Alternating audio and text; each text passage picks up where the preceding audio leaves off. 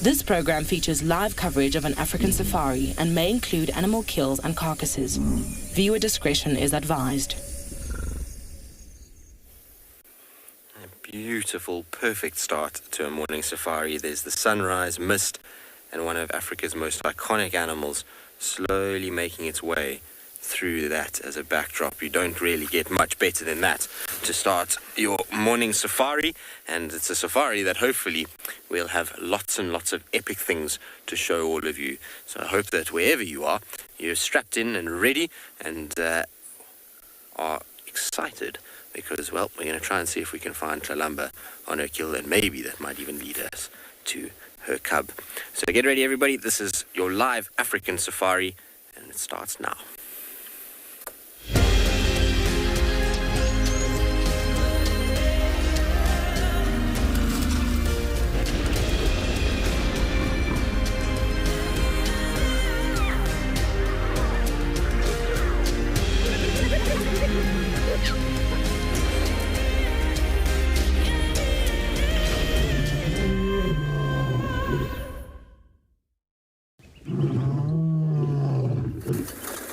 Good morning, everyone, and welcome to our sunrise safari. I'm trying to see if we can line up this elephant with the misty sunrise. He's being naughty. He keeps outdoing us and changing his direction as he goes. He's kind of been plodding along slowly, but look at that mist, and there's the sun, and there he comes there. Isn't that cool? Very, very cool. All right, while we watch that elephant cross over and pass the sun, my name is Tristan, and on camera I have Gert this morning. We are coming to you live from South Africa, which means we would love to hear from you guys and hope that you'll participate in our drive, because, well, that's what makes this so special, is that this is a two-way conversation.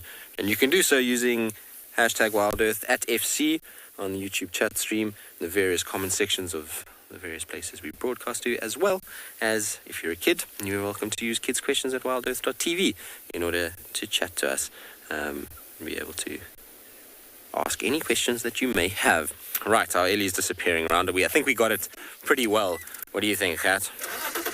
Kat will be happy.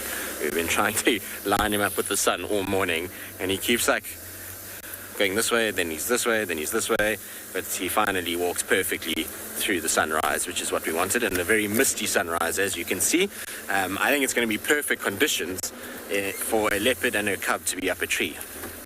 Come on, Kalamba. Do us proud. It's going to be interesting to see if she's there. If she's not there, then I know where to check for her. I'm pretty certain I know where she is with the cub. The direction that she traveled and where those tracks head last night from that kill is exactly a den site she's been used before, and a den site that Tundi used. For some of you that's probably watched a while ago, it was where I first saw Marif's. It's the exact same den that we're talking about.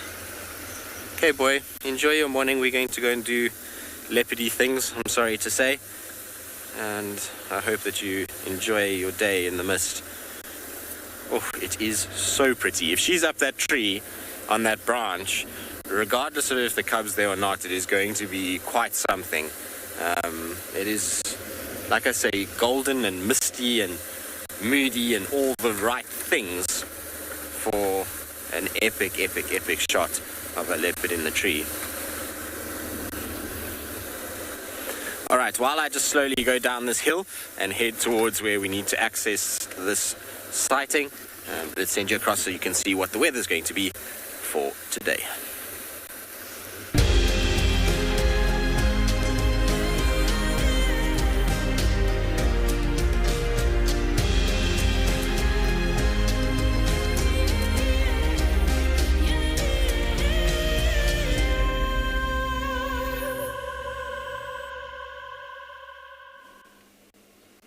I think it'll be an epic day. It'll be double epic day because of Kalamba, but it's an epic day anyway. Don't you think? Because we're here and we're watching this live safari together, and I'm and Tristan get to take you around Djuma and find things like leopards and spiders. We've got a lovely golden orb web spider in the sunlight there. Isn't it lovely? The mist rolling through creates the most magnificent backdrop for any sighting. It's beautiful. Hi everyone, it's me, Trishal. I've got Morgan on camera with me, and with all this excitement to start with, I'm really hoping Tristan gets Kalamba in that tree. Who knows what else? I'm really hoping that we'll also get some epic sightings, some elephants, and maybe even a leopard of our own. Wouldn't that be great? But for now, we're starting off with one of the smaller creatures here at Djuma. That is the golden orb web spider. She is a stunner.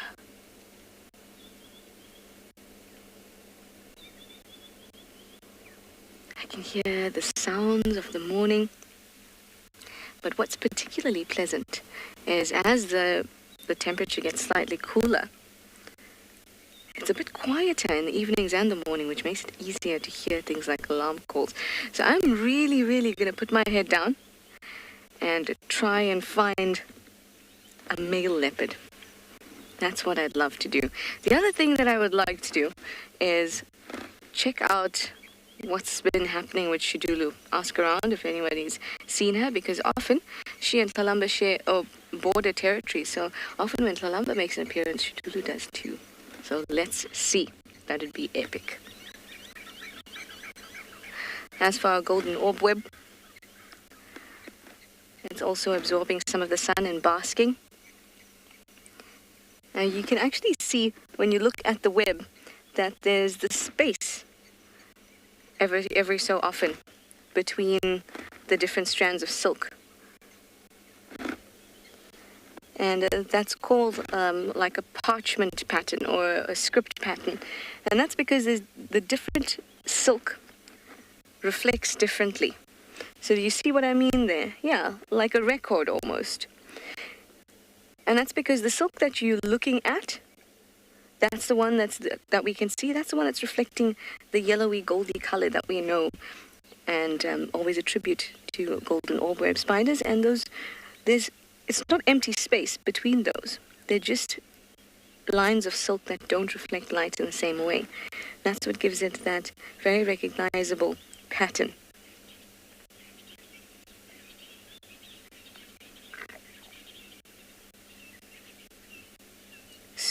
So cool.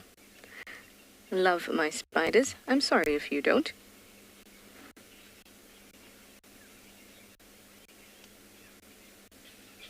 Hi Shreya, you'd like to know how large is the female compared to the male? She's about 3 to 5 times larger than him, if not a little bit more. So she is about they can get to about 5 to 7 centimeters long, or rather wide. That includes the legs, sometimes even larger, really large specimens, including the legs, can be the size of your hand. So the actual abdomen may be the size of your palm, and then by the time you count in the legs, to be the size of your hand. Those are really large specimens. I haven't seen one of them here. And apparently in Australia you can get really large golden orb web spiders that do crazy things. Like one was once seen eating a 1/2 meter snake. Yes, that's unbelievable. But this is quite a little one. We have seen larger ones here, but definitely not as large as one that would have been eating a snake in Australia. And the males are just about 1.5 centimeters. So quite small. Actually, Shreya, let's see if we can find you a male somewhere along the web there. Let's just do a quick tour around there. Nope, those look like just bits of small flying insects that have been caught in the web.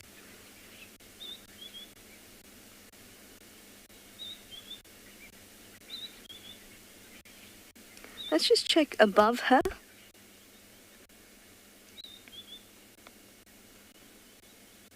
No. So the males will usually hang out at the periphery.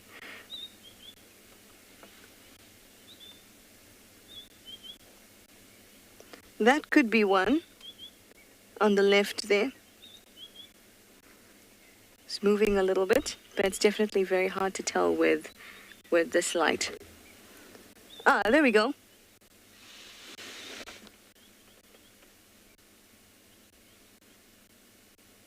So you can see very, very small.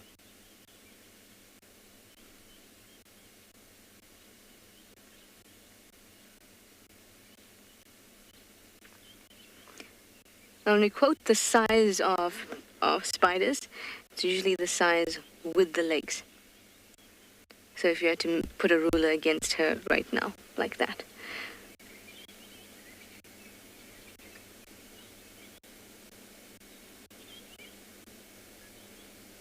Lovely. All right, well, we're going to move on and see what clues we can find to give us a bit of direction this morning. But we're going to send you over to JP at Prrivate to say good morning.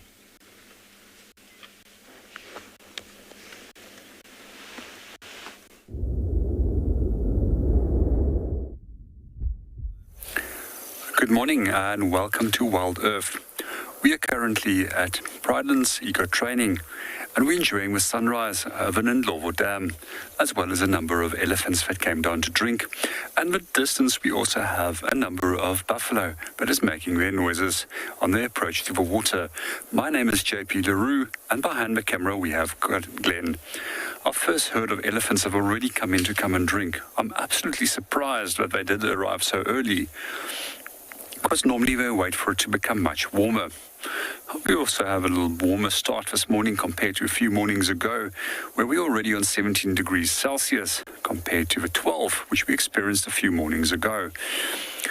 Maybe this is the reason why they've decided to come in for an early drink.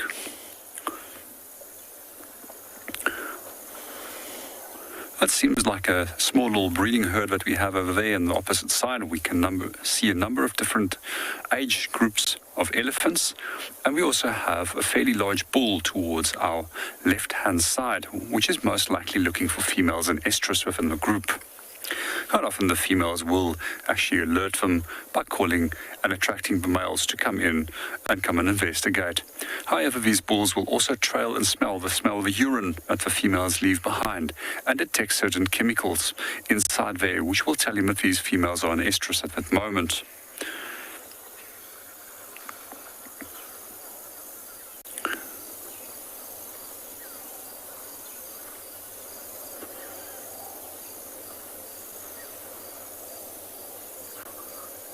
Mating with elephants is not something that I've seen quite often, but the few times that I've seen it, it is quite a spectacular thing to witness.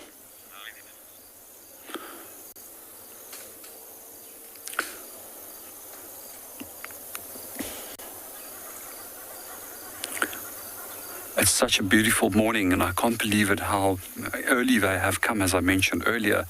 And I just love this golden light on the elephants. I really hope that they're also going to have a swim.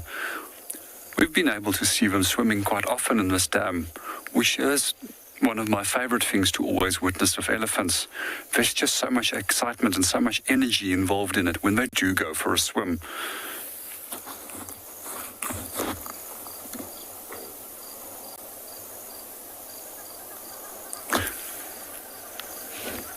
If we pan to the big tree that's on the opposite side, we'll notice that there's a cow and a fairly large calf that's still suckling. I'm quite amazed to see that calf is still suckling on the mother. So what they have to do is they have to get their head right in between the front legs, which is one of the characteristics which we find of elephants, that the teats are in between the front legs, a characteristic that they also share with rock hyraxes, which is one of their closest relatives. And then they have to get their mouth around their teat so that they can suckle. Unlike that they would normally use a trunk to get water, the trunk is not used when it comes to suckling.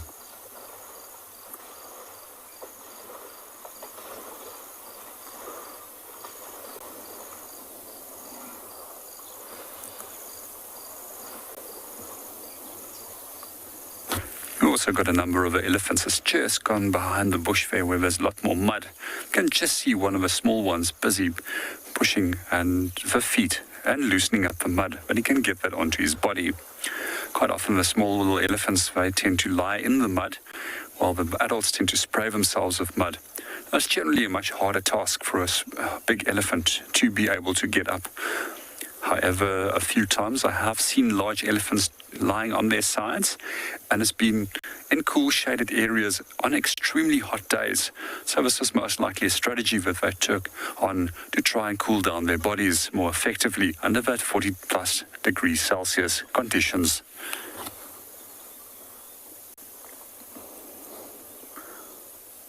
It looks like if everybody is queuing now for the mud spa.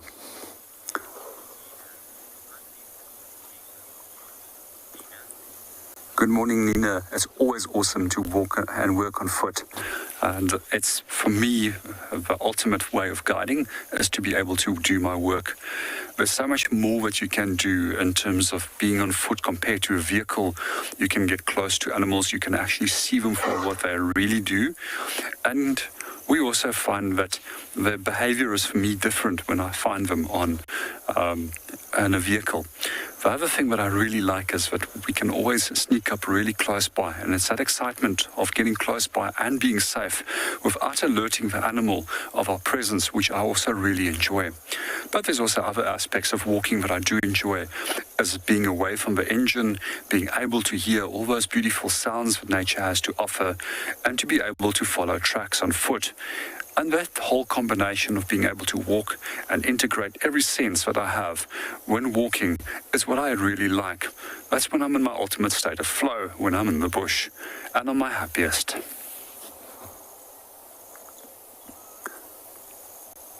It's almost as if you become one with the environment when you do walk.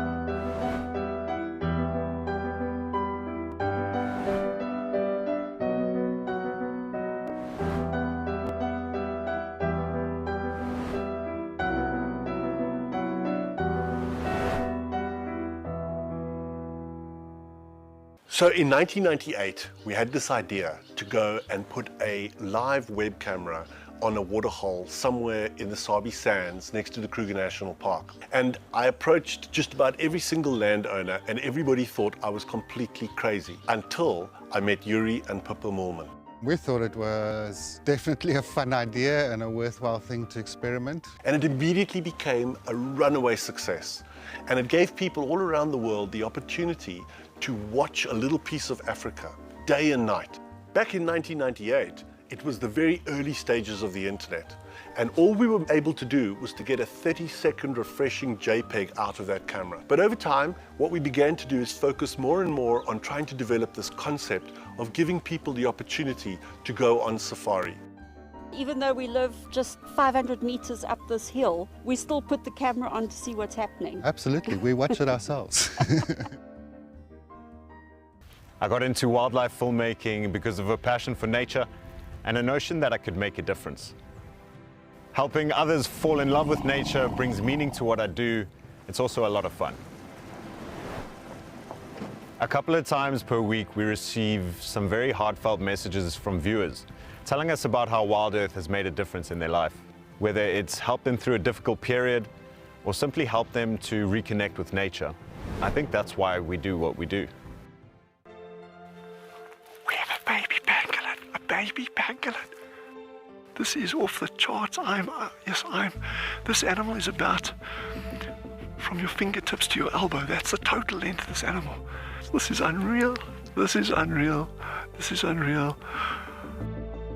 This is like now my 4th Christmas in a week. We should do this more often.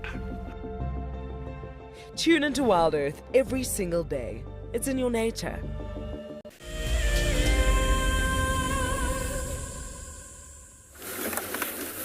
Well, no sign of Kalamba on the kill, unfortunately.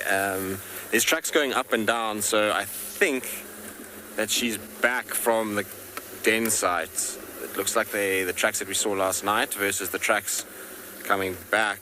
Obviously, we know there was tracks last night. But there's definitely tracks coming back now towards the kill. So I don't know if she's just lying up somewhere there. We did do some loops around to check. I didn't pick up anything to indicate that she was there, but it is quite thick around the tree. So I just want to quickly check Tumbeta's water hole in case she's just gone for a drink and is having a little chill there. If she's not there, then back to the kill and take it easy. The thing is for the den site, we're going to need to follow her because she could be anywhere along the Mulawati. I mean, I have a good suspicion where she is, but if I can't see her, the cub's not going to come out, and she's obviously, if she's not there, then it's also not the right thing to be doing. So what we're going to have to do is just be a patience game. It's exactly like what happened last time she was on a kill. When Steve got her the first time, it's just going to have to sit with her until she eventually goes back again.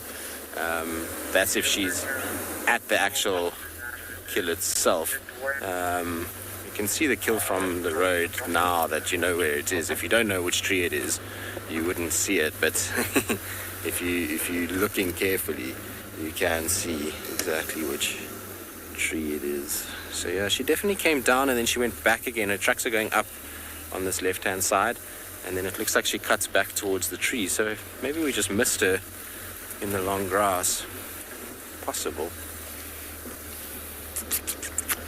Where are you, girl? Let's quickly just check Tumbeta's pan and just see that she's not sitting at the pan itself. The mist is all lifted now. It's gotten quite bright out here. So the tree is to my left at the moment. So I just want to go past slowly in case she's gone up since we kind of were there at the tree. I just went down the road to just check the tracks to see if she was still at the den or if she'd come out. So because the tracks indicate she's out, she's at the kill. I can see her tail. We obviously missed her on the way here.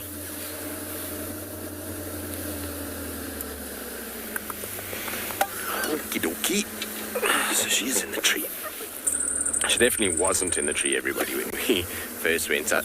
Like I said, I think that she was potentially either walking to the kill and she was in the block and we just came a different direction, or she was just in the grass and we missed her. I checked, there was 2 beautiful termite mounds next to the tree. I checked those, she wasn't on those. So I'm surprised. But she's definitely up in the tree. I can see a tail hanging down.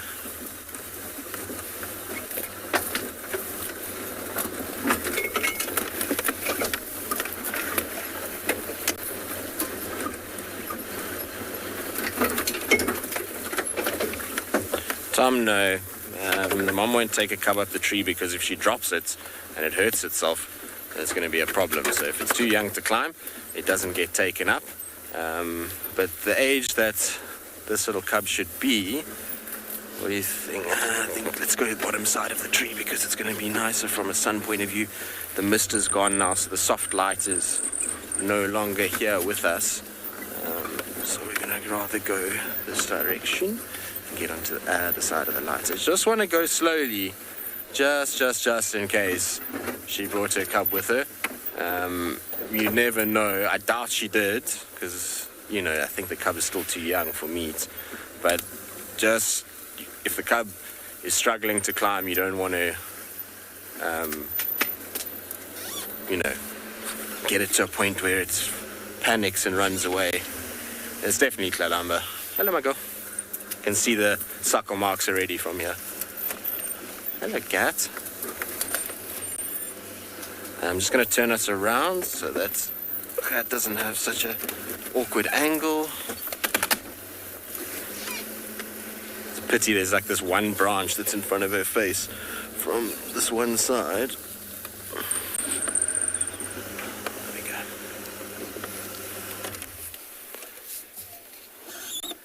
I think she just came back from suckling. Hello, beautiful cat. Chris, we did strike gold. I mean, we're lucky. This is a perfect setup to be able to see where this new den site is. Like I say, I'm 99.9% sure where it is. Her track goes straight to this den site that she was in, and that Thandi has used for Mariep's her a few times, so I'm pretty sure it's the exact same spot. But she's obviously just got back. You can see how quickly she's feeding.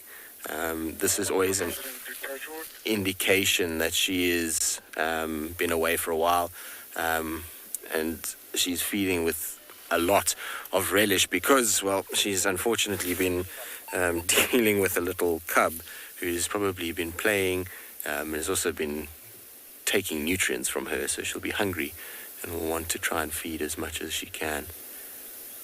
Isn't she pretty with that little bit of golden light kind of hitting her side? Hopefully she kind of pulls her head round.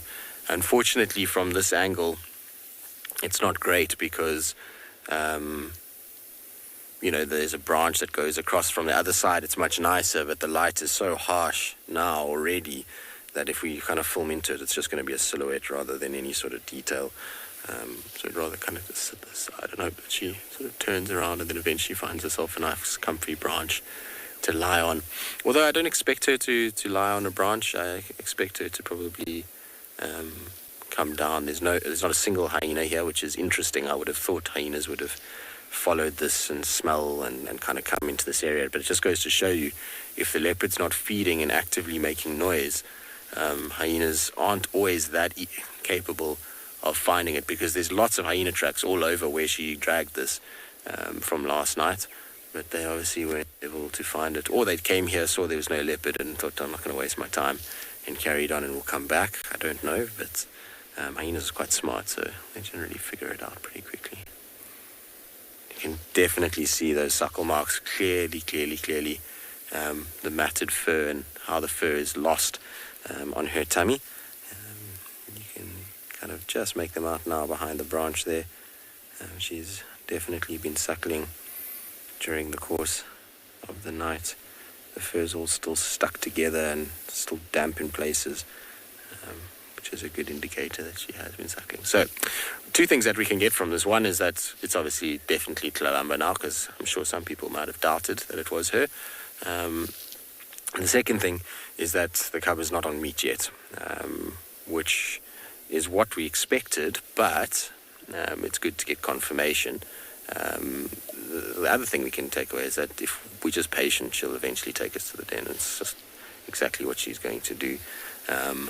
I don't know if we will follow her to the den.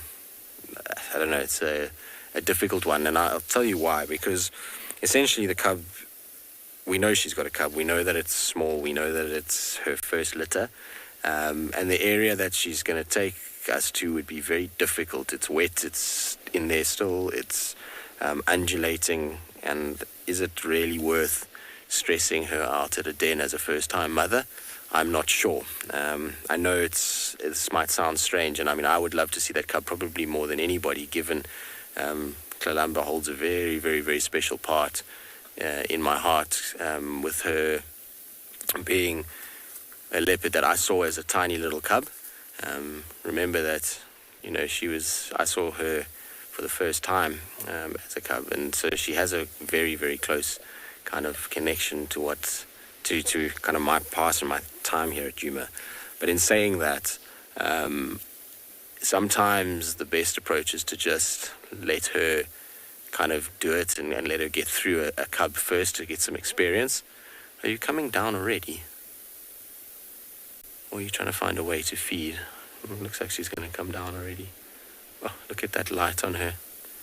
No, my girl, you can't reach from there. You're not that big. What are you doing?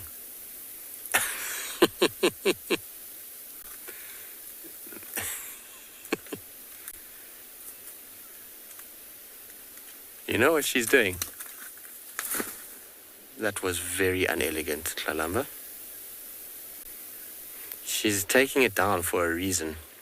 She's seen that there's not a single hyena here, and so rather than leaving it up in the tree in the daylight, where things like hyenas, lions can spot it, she's brought it down to keep it nice and safe down on the ground. It could also be that she wants to try and stay as hidden as possible. Obviously, she knows she's got a cub, and she's trying not to attract as much attention to herself, and she doesn't want hyenas following her from her carcass to her potential den site. So if she can bring it down, that makes life a lot easier for her in terms of being able to hide it and hide her presence. That was very unelegant, though. Just trying to listen if she's feeding now or if she's just gone stationary. Let's go around and see if we can... She's in her little bush. Alright, I'm going to just go around and try and figure out what she's up to. In the meantime, though, let's send you across to Tswalu so they can say good morning.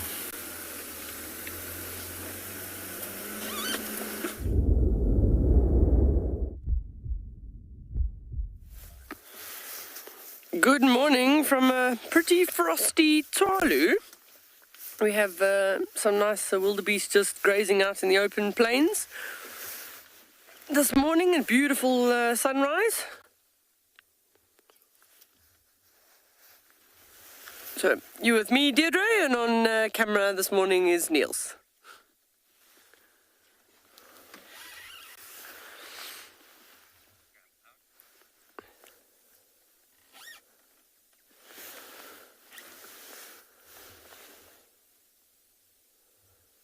So the temperatures here are definitely starting to drop in the mornings. Pre the sunrise, it's only about 13 degrees at the moment, which is, yeah, definitely the start of our winter season.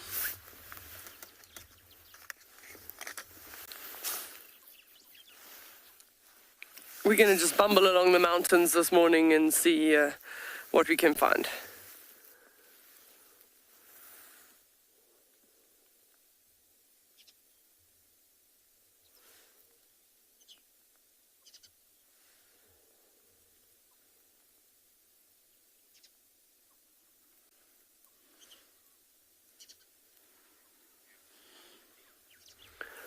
Everyone's saying, such a beautiful, quiet scene.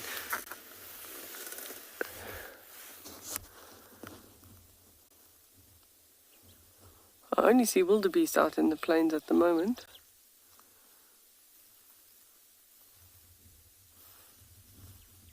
They've chosen an area where the grass is not as high as some of the other areas, so at least that they can still see and look around. Some of the other areas are so thick they can hardly see a meter in front of them.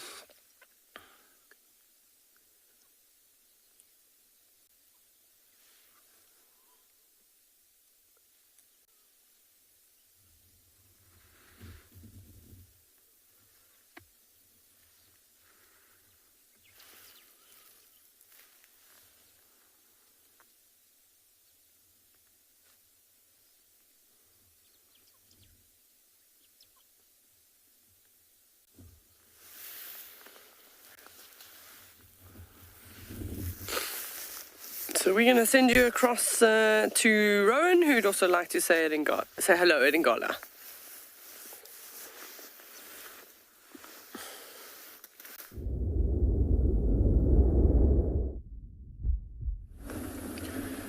Morning everyone and welcome to andBeyond Ngala. Deirdre, good plan? That's exactly what we're doing this morning. Myself, Rowan, and Craig behind the camera. And we also just on a bumble. We're actually going back into that area where we were last night, sort of. Very, very, very bizarre set of events because those two lionesses with the 5 youngsters, the one lioness left the wildebeest carcass, which I already had, then she ran off, killed an impala, ate majority of the impala, then walked away back to her cubs. Then a leopard came, the Cheetah young male, and he started feeding from the impala. Then he got chased off by a hyena, and the hyena finished the impala. So, quite a nice spot to just sit and see what happens. But we're going back into this area to see if we can actually find tracks or any sign of the Cheetah young male. Not really an animal we see too much of anymore. There's a black-backed jackal here, looking like he might be seeing something. It was just bouncing along and then stopped. lifting his head every now and then. I think because the grass is so long, they struggle to see exactly what's in front of them. So there were also tracks of 2 male lions in this area going south, so going in the opposite direction that we're going to. I might be hunting. It's like he's looking down every now and then. Let's see if he comes up with anything. I'm leaving these 2 animals that I think.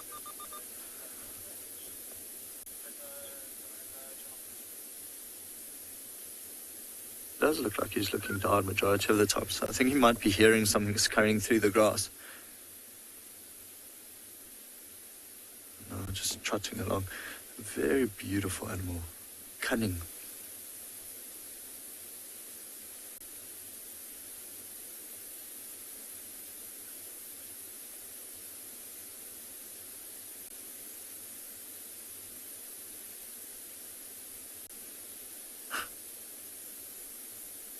Also very aware of what's going on around him. I'm saying him, I'm not sure if it's a boy or girl, but that one seems to be going back towards Cheetah Flats, an area where we were yesterday. And there still seems to be about 6 jackal in that area on Cheetah Flats. So I think this one's just going back towards there. Okay, so we're going to carry on, see if we can find any tracks or sign of the Tswalu young male, but for now I'll send you over to JP in Prrivate.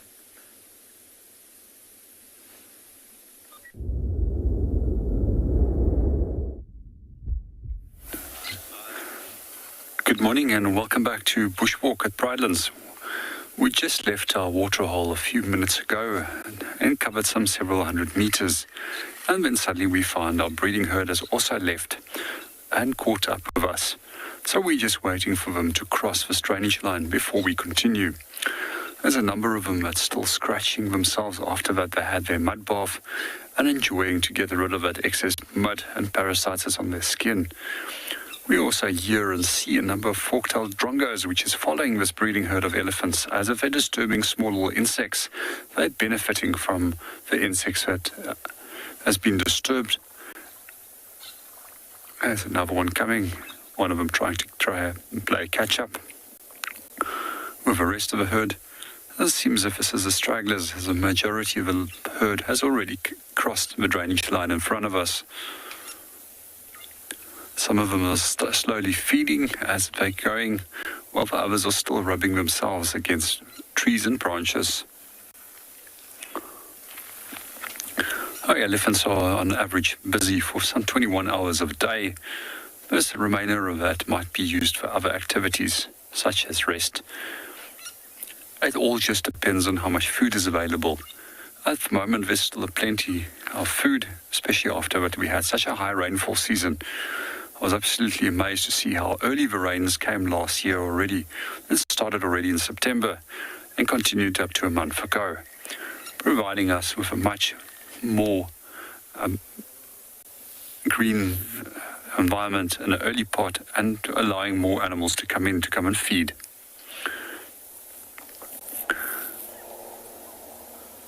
We often find that the savanna system to which we belong receives periods of 7 to 10 years of high rainfall and followed by 7 to 10 years of high rainfall. And this is one of the reasons what happens is that of weather phenomena that allows that to happen, and then what we see is that we get these dry spells compared to the wet spells, and this also helps to push animals out of the area, but it also works as a natural selection tool where they will go and feed in other areas and come back into that area.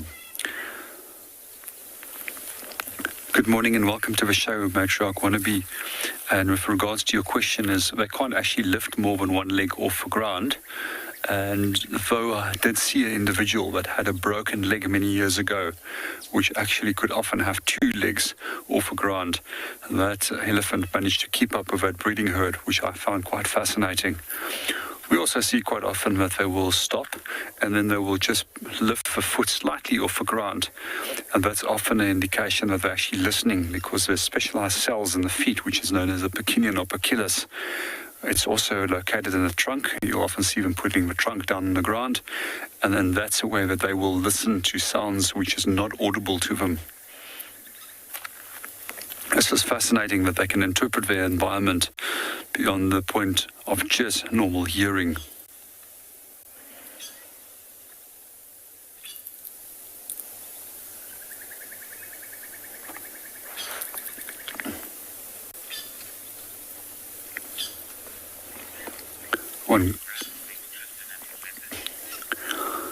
We're going to watch these guys and wait for them to cross the drainage line before we can continue. But in the meanwhile, we're going to hand you over to Tristan and his leopard.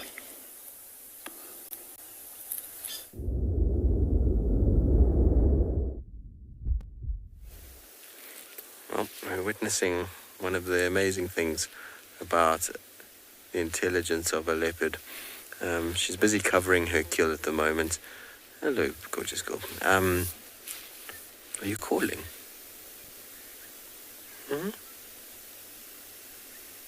Or did you just eat too fast and that was a little belch? Could be. But she's busy covering the kill, so you'll see she takes her paw and she scrapes grass over the top of this kill. So she's covering it for two reasons. One, from a visual point of view, that means things like vultures don't see it on the ground. And two, she's masking the scent of this kill, so things don't smell it. And she's doing every type of anti-predator behavior in order to try and keep this as much of a secret as possible. And she's doing it because, I'm almost 99% sure of this, because she's a mother. Before, Kalamba wouldn't have done what she did this morning. She wouldn't care if the kill was in the tree in the morning light, and she wouldn't be going to such pains to make sure that it's as well hidden. She would have just left it up there and know that it's safe up there. But she's trying to attract as least attention to herself as possible, and that's why she's brought it down and has made sure that she's covering it up as well as she is. It's actually incredible to see how, even though she's never done this before, she's never been a mom, those instincts are so strong in order to try and protect her little one and make sure that she's not attracting any attention, if she can help it, towards where her and potentially where her cub could be. I don't think that she'll bring the cub here. That's not what I'm saying. It's just that I think she's very hyper aware that if this kill is found, she can be followed back to where the den is. So she's making sure that she does everything she can to keep it as hidden as possible. Are we going to go for a walk, Kalamba? It's an elephant, don't worry. You can see she stopped and looked around. There was an Ellie that we saw earlier on quarantine is slowly making his way this way. We're quite far south of quarantine, sorry. I'm trying to cool my tea down because it's like molten lava and it's spilt on me just now. Is she lying down now? So Chad says she's lying down. Let's just go forward and turn around. I'd be very, very surprised if she goes anywhere.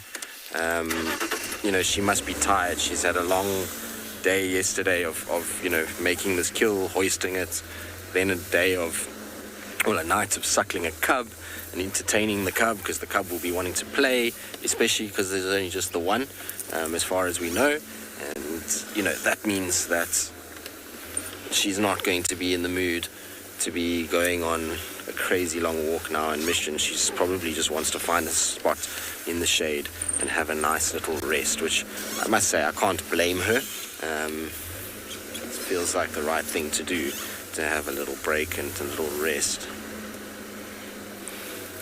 Ekanova, she is smart. It's, like I say, an amazing thing to witness when you think that what she's going on is purely instinct. She doesn't have experience as a mother, so she's just going off what she saw with her own mom, and instinct and ways and means that she knows that she can kind of hide herself and make sure that she keeps this little one safe. I find it absolutely fascinating.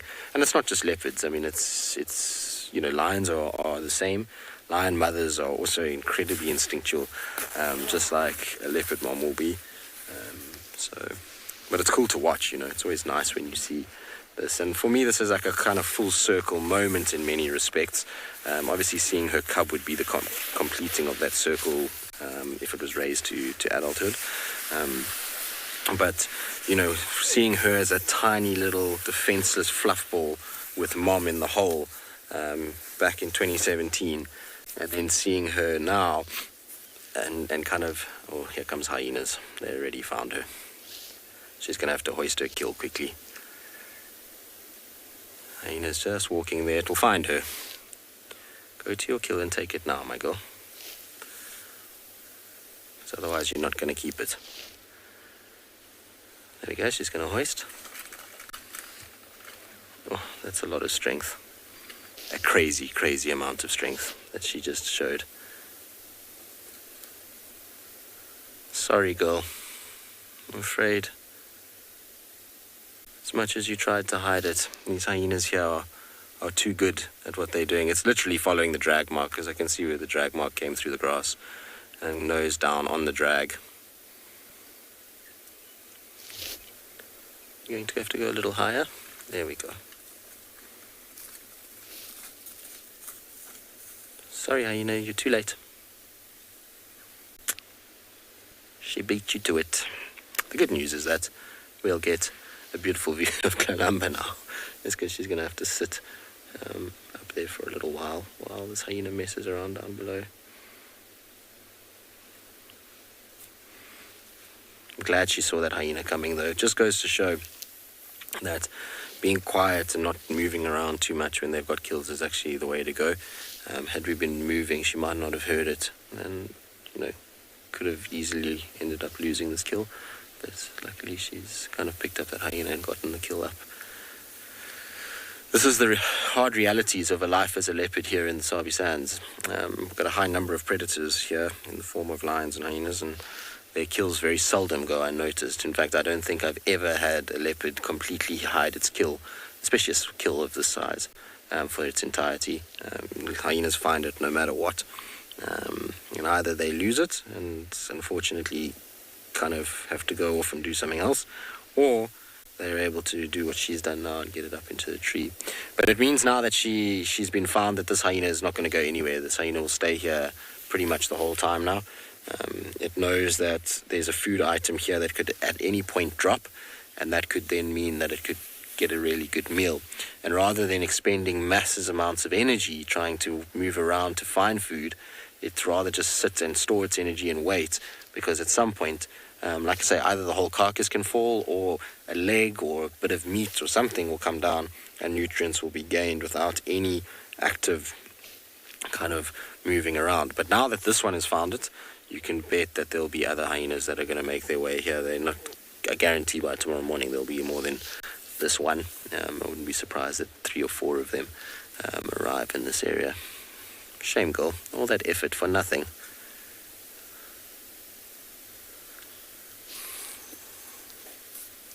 Honestly, I'm sure they do. I'm sure just like us, the adrenaline starts to pump, and you know they become hyper aware of what's going on.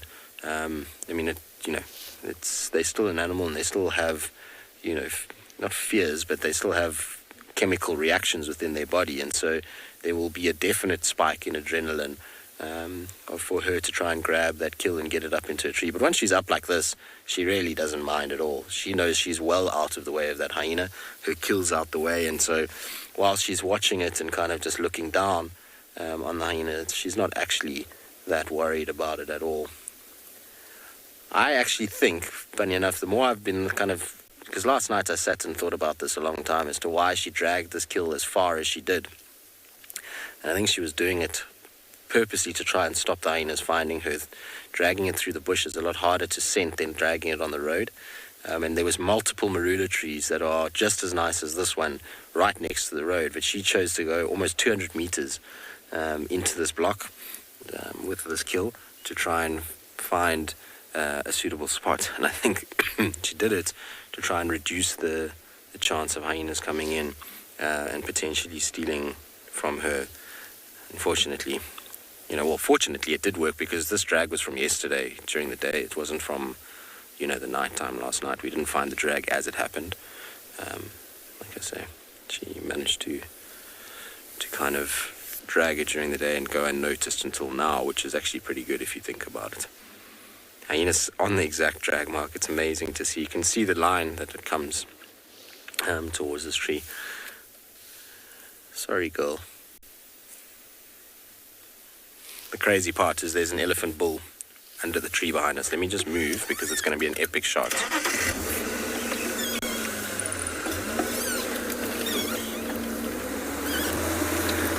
John, it seems like it. Sometimes they don't. Tundi doesn't, so it depends on the individual. Like I say, Tundi is pretty good with trying to keep her kind of what's the word for it? Her kind of den site well hidden by doing anti-predator behavior, which is trying to move in different places and go different ways to the den. Kalamba, I mean, she walked there and walked back on the same path. So, yeah. No, man. It's not gonna... Maybe it'll work, actually. Let's see. Look at that. That's so cool. Leopard in the tree with a kill and Ellie bull underneath. Well, not underneath, but to the right. I mean, you can see there and there is the two of Africa's most iconic animals in one setting. That's awesome. What a treat. It's difficult with all the shadows and the Ellie being in the light, but either way, it's still a very cool thing to see the two of them kind of hanging out together. Not that they probably know. Well, I'm sure the Ellie has no idea that she's up there. She's very hyper aware that he's there because he's making a lot more noise than she is at this stage. Even if she is up the tree, the Ellie's not going to worry too much. It's not Marula season, so he's not going to come to the tree and start shaking it with her in it. He's going to just be feeding kind of past where she is. And so she's just kind of looking at him because of the noise side of things, but she's not fazed about him, and I can tell you now he won't be fazed about her. Ellies are really not worried about a leopard. It's one of the animals that predators that they don't really care too much for. I mean, if a leopard's very, very close, you might find them throwing their trunk and kind of just, a little step forward, and the leopard just gives them a bit of space and it's all fine. It's not like wild dogs and lions where they're quite reactive to those and typically a lot more aggressive in their approach. Shame, Kalamba. All of that hard work this morning for nothing and a big fall, only to put it right back where you started. Oh, well, it's the way it goes. You see what she does, though. What's amazing with her is that she took this kill up and in a rush, and so she got it to a point where she felt like it was safe enough, and then she lay on it so that she's not risking it slipping and falling. Now that the hyena has moved away, she's now going to start to reposition it, which is pretty cool. So we'll just be patient and see whether she can get the job done.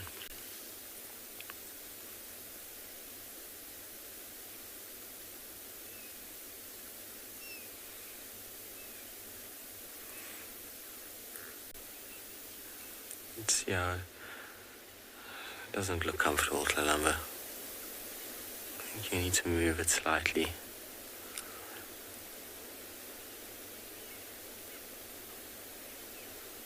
Amazing though, how she knows her body weight will be enough to compress it against the branch and keep it up there.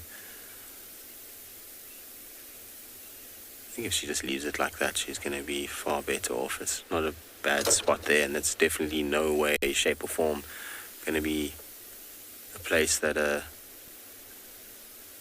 no, you're going to lie like that now. Okay, Kalamba, we'll reposition for you. I did actually just want to get the Ellie in the shot, which was cool. Anyway, I'm going to reposition, try and get a slightly better view on her.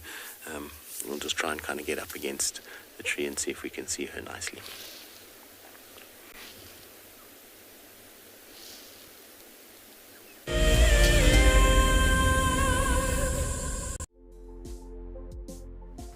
On the 27th of April, WildEarth will be turning 14 years old, and we wouldn't be here if it wasn't for all of you. And to celebrate, we will be finishing the beautiful book that we started last year that looks at the history so far. But we do need you to be part of it. Please submit your most memorable sighting, or what WildEarth means to you, or even just your name and a comment to be included inside the book.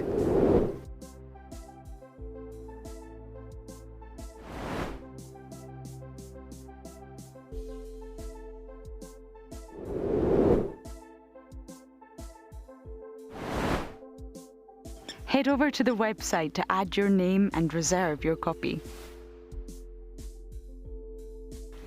And a big thank you to all of you who have contributed to the book so far.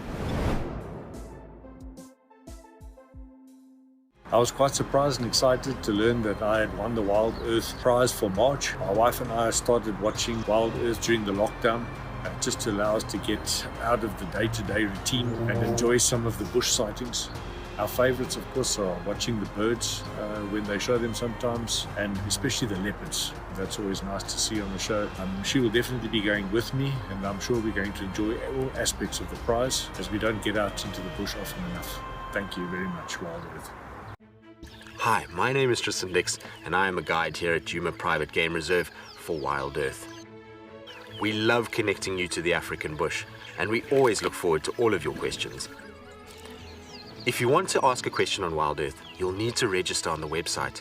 Once registered, go to our live safari page and submit a question below the live feed.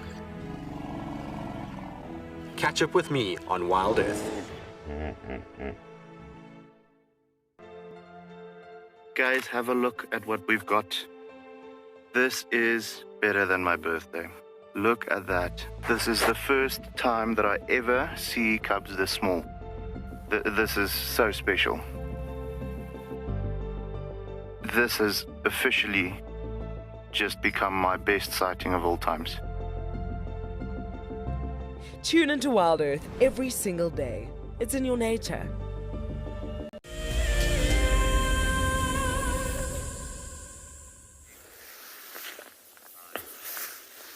Welcome back to Tswalu.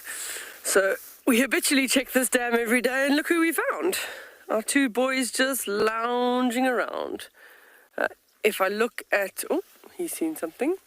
I was going to say, if I look at their belly, they've eaten something recently, but relatively small, and now he's seen something I can't see over the dam wall, but I think there might be an animal coming to drink that he's seen. That behavior change was pretty quick, and the other one's not even paying attention at all, so we'll see if we can see. They've come from that side, so they've been at that side of the dam. They've had their drink of water already, and now they're probably just waiting to lie in the morning sun for a bit.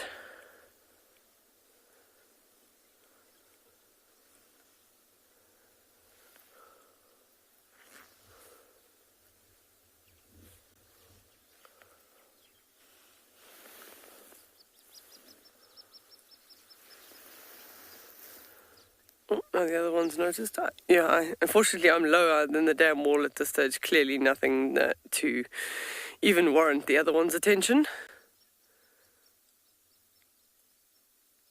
So that sun is just peeping now over the top of the mountain.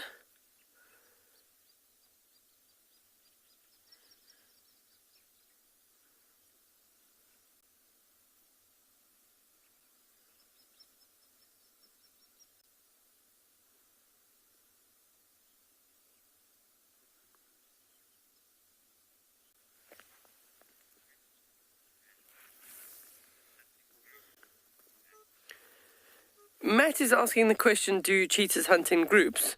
So yes, they do. They work together. In a situation like this with two males, it's a coalition. So you can have coalitions of right up to 3-4 males that they will all hunt together. They cooperate together. They live together. So they'll help hunt.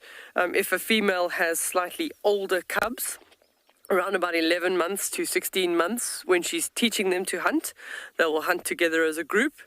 And then the youngsters, when they leave their mother, before they become independent adults, they stick together as siblings and they will help hunt together. So it's definitely easier if you hunt in a group than hunting all by yourself.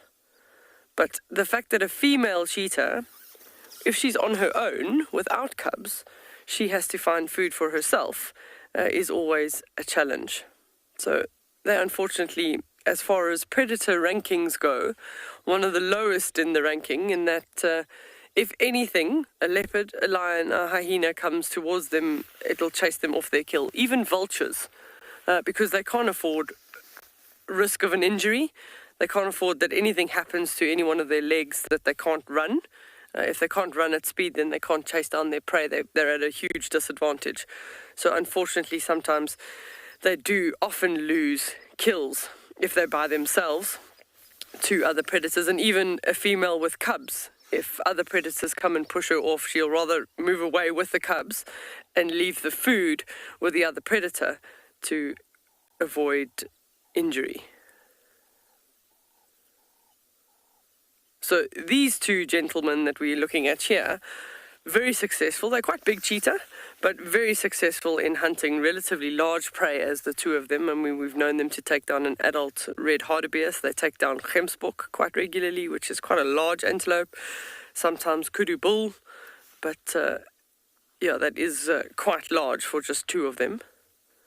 But they've clearly perfected their hunting skills as a pair.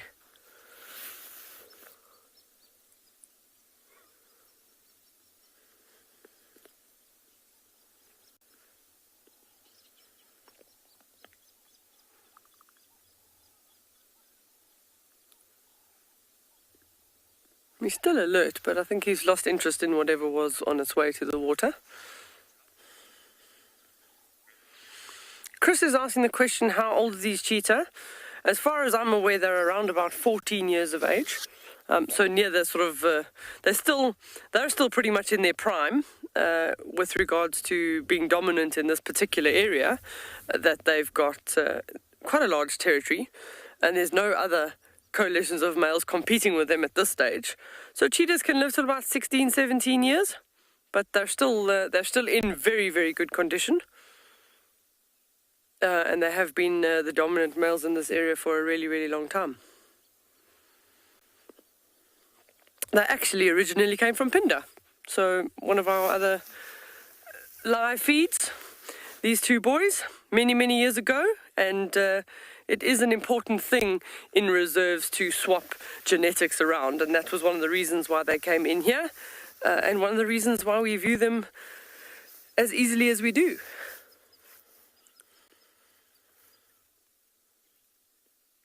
Oh, what a pose, beautiful.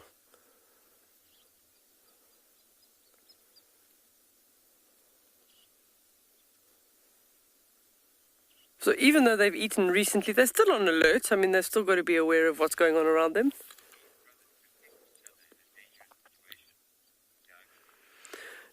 Doug is asking the question, would these brothers protect each other in a dangerous situation? Absolutely. So if, because neither one wants to lose the other, because they function as a pair, they both rely on each other, so they will look after each other. But cheetahs, not really confrontational animals. If they get caught by surprise and they have to defend themselves, they absolutely will. But most of the time, if there's an option for an escape route before a confrontation, they'll take that. And sometimes a confrontation with another predator results in them being split. And then they'll call and call and call until they can get back to each other, because that bond is for life. But they themselves also fight if there's a female. If there's a female around and there's a female that they can mate with, that the fighting of the male stimulates her to come into estrus, the two brothers themselves will fight with each other for that right to mate with the female. So I think that's what they've been doing in this area lately, is that there is a female around. So maybe we're lucky in that we find one of them with her. We're going to send you across to JP. We're going to stick with these boys and see what they get up to.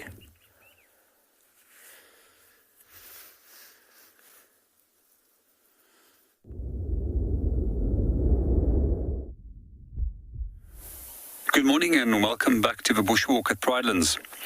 We just discovered a termite mound over here, and we also discovered a large amount of scat that's on the edge of this termite mound.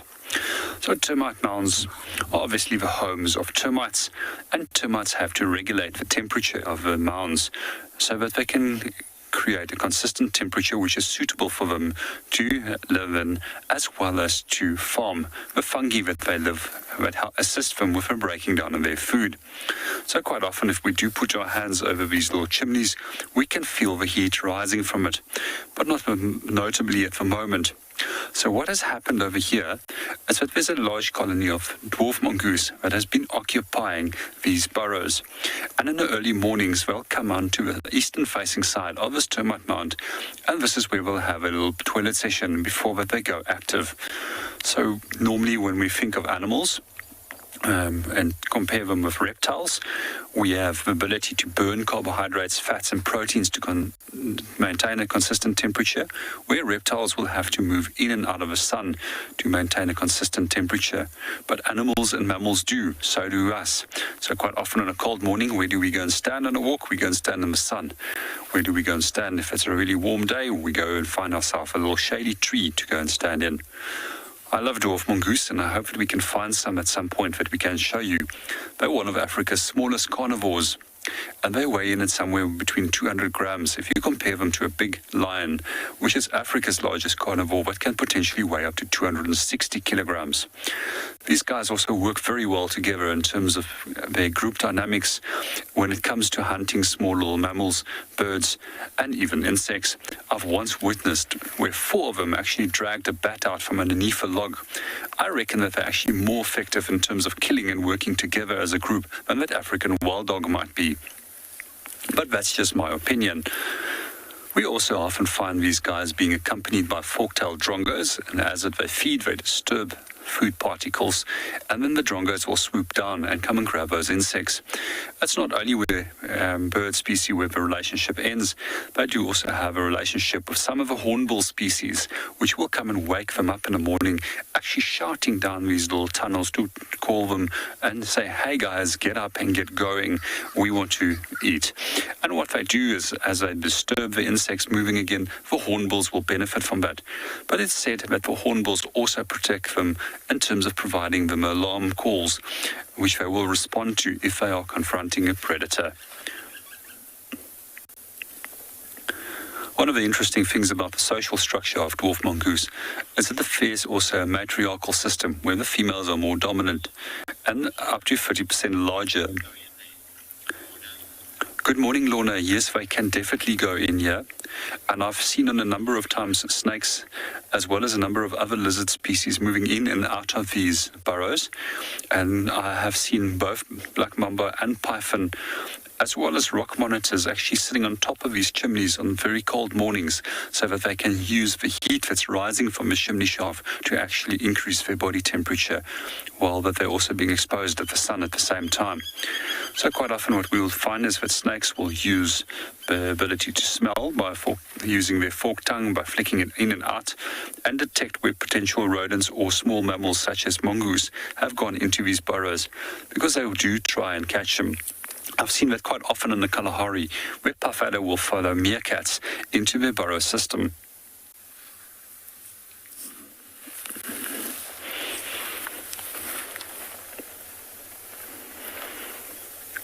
We're going to continue from here and see what we can find. And in the meanwhile, we're going to hand you back to Tristan and the leopard that they located earlier this morning.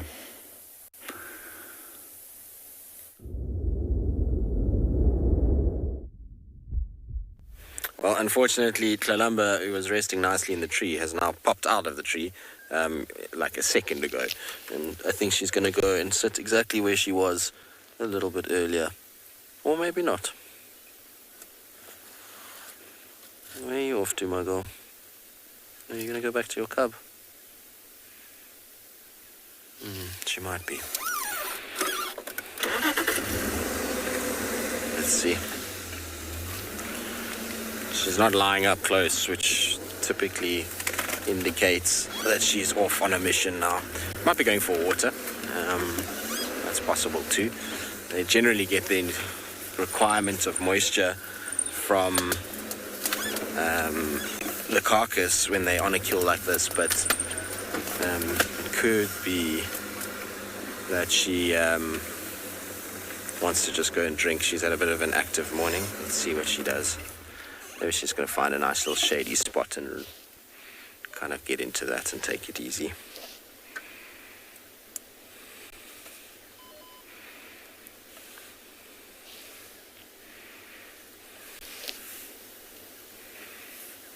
Paul, I mean, obviously she gave it a good feed last night. So the older it gets, the longer she can leave it for. When they're still little like this, they require kind of milk pretty regularly. So I would say, at the moment, it's no longer than sort of 2 days, 2-3 days.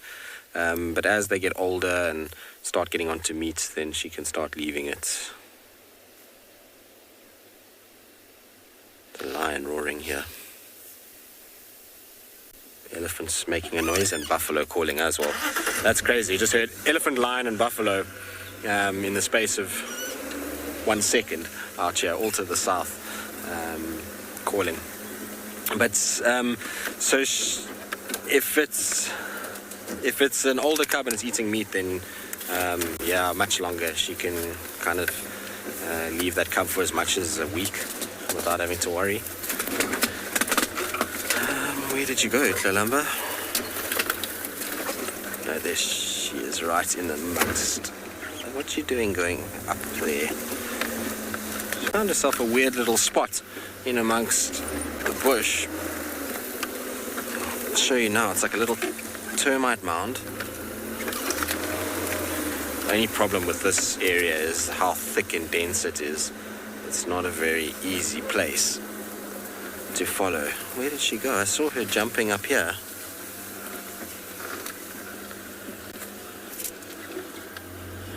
She's already gone. She didn't go up, she just jumped over it. She's going to the cub, I'm pretty sure. I'm just wondering. Okay, let's just follow her and see where this den is and make sure that we can zone the right place. But if she does go to the cub, it will be a close sighting. After that, I'm afraid. She's heading down that way, but I just want to double check and make 100% sure that I'm in the right spot, because once we close it, you don't want to be closing a whole area and it's not the right place. But I'm almost certain she's going to the cub. The problem is where she's going to go. I don't know if we can actually get there. Since the rains, no one's been in there, so I have no idea what the riverbed looks like. We used to drive that riverbed section, but with the amount of rain that we've had, there's been so much damage to the area that, it could be that we can't actually even get anywhere near where she's heading. But the Mulawati's right here. She's heading literally straight to where I think the cub is. In fact, I don't have a map with me, but I have a map where I've put the den sites that she was put in as a cub, and it would be cool to see like that in relation to where we are. It would be nice to have like a GPS, because we'd be able to show you exactly what we're doing. But I'm pretty sure she's heading directly to that den site.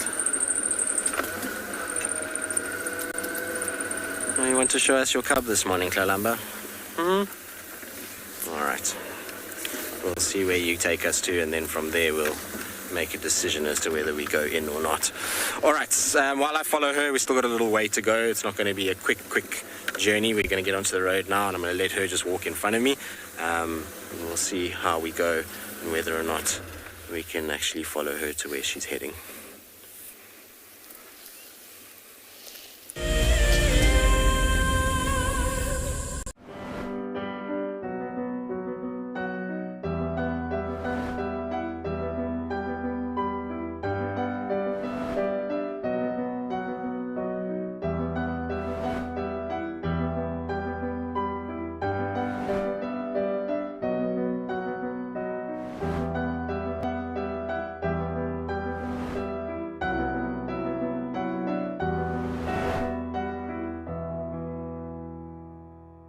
The Mara Triangle is a jewel in the Kenyan conservation crown, and thanks to the dedication of the Mara Conservancy, it thrives as one of Earth's greatest national treasures. We have been experiencing a reduction in the waste nets that we collect on a monthly basis, and this is basically attributed to our intense patrols.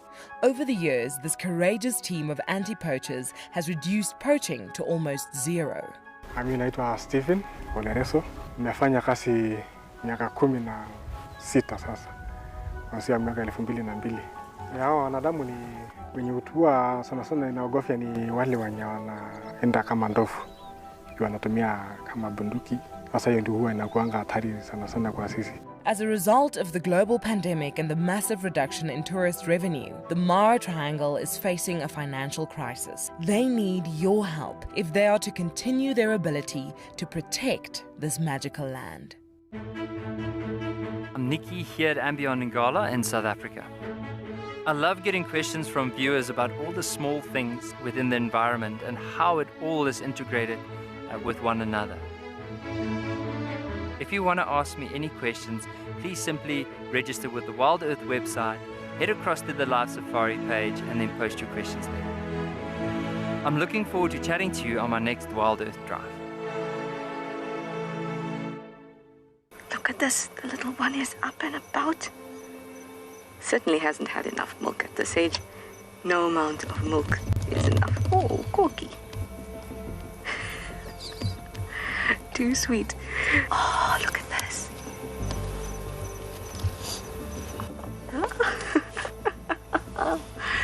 That is stunning. Tune into WildEarth every single day. It's in your nature.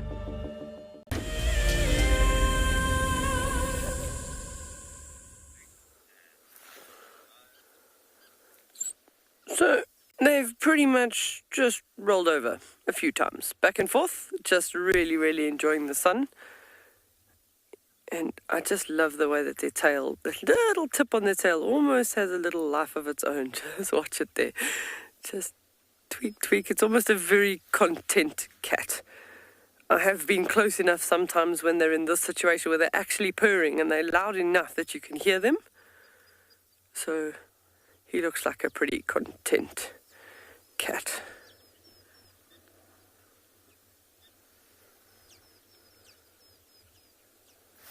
Because we can actually see him from head to tail with not one blade of grass in the way, Niels and I are quite excited because we can actually show you, he's showing us perfectly his feet, and you can actually see the little, the claws.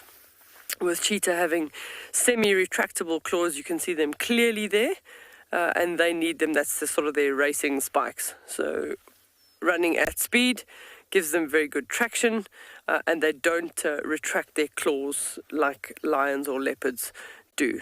Like Tlilamba climbing down the tree would normally stick her claws out to stabilize her on the way down.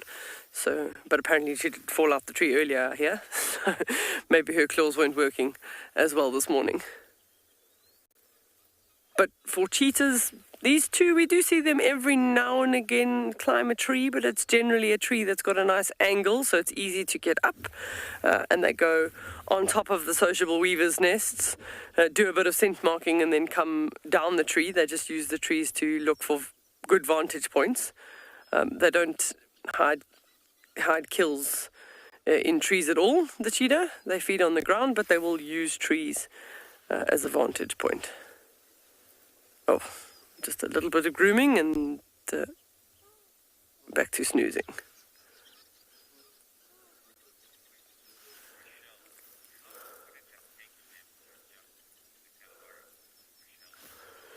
Rochelle's asked a very interesting question in that how long would it take them to adjust to the Kalahari? So from a very humid, hot environment in Phinda to come to a very dry environment, but also quite hot and hotter than Phinda, it does take them a bit of time. But whenever you're bringing animals from one place to another, they're generally in a boma area or a confinement for more than a month.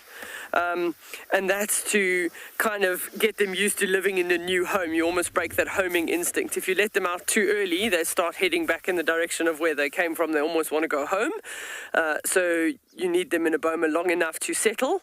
And then when they're ready and released, they'll go out, and provided that there's water relatively close by, and they know that, then they'll find that.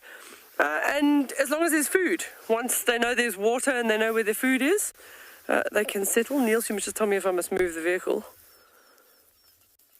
But it looks like we're going to do, there we go, some scent marking. He might scratch on the tree, that'll be nice to see. But those are all, that sort of clawing with his feet as well is also scent marking. Just sometimes might even turn around and urinate against the tree, and that's a territorial marking. I'm trying to get low so that Niels can go over my head.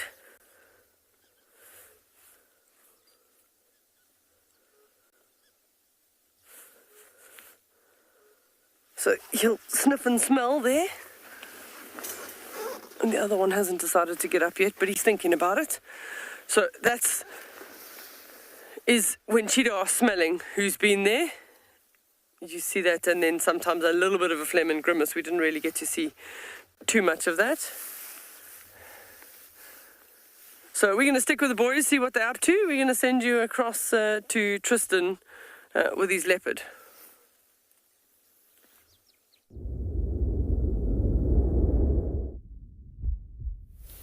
Right, so we have followed Lalamba to exactly the den site that I thought we were going to follow her to. She's calling now. You can't see her, but she's in this bush right now. She's... I don't know if you can hear it. I'll keep quiet.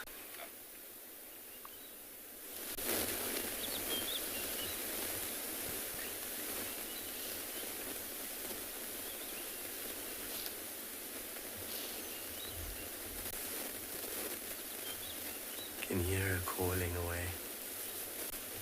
Pretty sure. So where the den site is just in front to the left.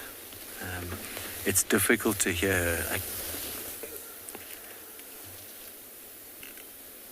The cub hasn't responded yet, because if she calls the cub and it comes close to her, she stops calling. She's not going to keep making the noise. So I don't think the cub has found her yet. I also don't want to move too much right now, because I don't want the cub to get scared of us and kind of move around. But she's in this little bush. There we go. You can see her tail. Well done, Kat. Is the little cub with her? Is the little cubby there?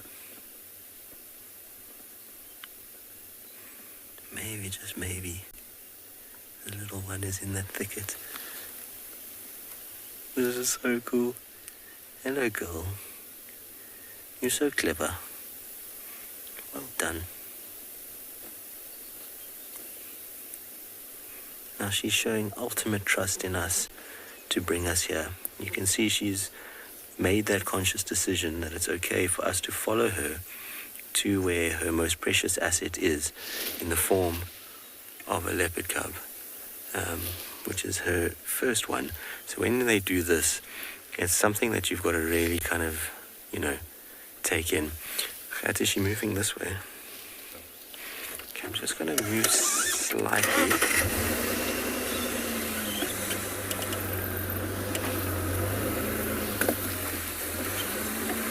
See if I can't see where she is in this little... You still see her, Kat? Just trying to hear. So she was moving towards the right here. You can see why this is a perfect spot for a leopard den. Look at how thick it is here. There's a little undulating drainage line just behind this little thicket. It's an area where it's very difficult to get in, and that's why part of the reason why this will be closed is that this is not an area for cars to be driving. No one's going to be able to get... I mean, you can see we're struggling to get a visual of her at all through all of this. And even the little cub. I mean, if the cub is here, which I suspected it is because she stopped calling now, it would tell me that, there's no ways that we're going to be able to actually kind of make our way through these thickets and find a way without disturbing her. So it's better just to sit here in the open, and if she comes out, she comes out. If she doesn't, she doesn't, and then the sighting is closed. But at least we've established where the den is, and she's going to be doing what she's doing now a lot more in terms of she's going to go and she's going to find den sites that are close to kills. It's quite a common thing for leopards to do, is they kill, go fetch the cub, bring it a little bit closer so that the mission to go and suckle and come back isn't as much all the time, because otherwise it's tricky for her to be able to do so.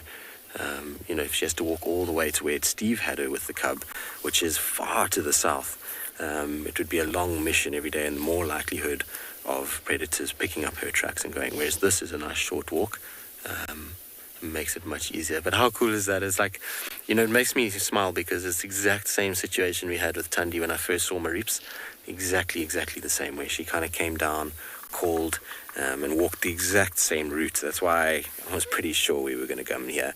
I told Gert already last night that this is where I thought that we'd end up.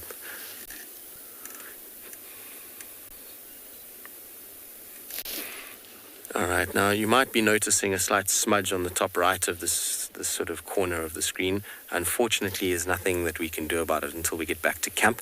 The smudge is on the inside of the UV lens, and so we need to take the whole camera apart to be able to do it. So I do apologize about that. I know that it's frustrating, but it is what it is, and unfortunately we'll only be able to sort that out when we get home a little bit later.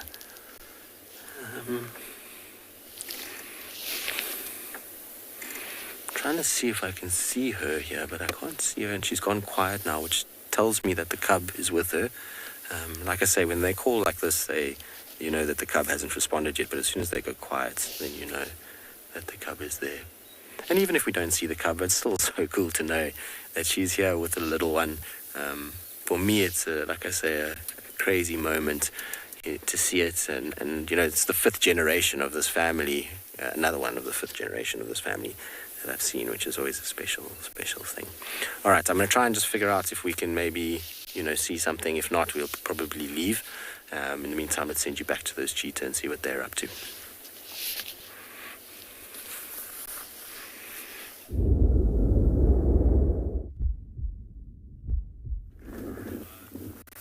And the boys are on the move. They've been scent marking since they left the dam. So the other brother's just in front. One definitely ate more than the other because his tummy is definitely a lot heavier. But yeah, they haven't done too badly. So just a short distance away from the dam, they'll scent mark and then probably just find a nice place to lie in the shade relatively soon.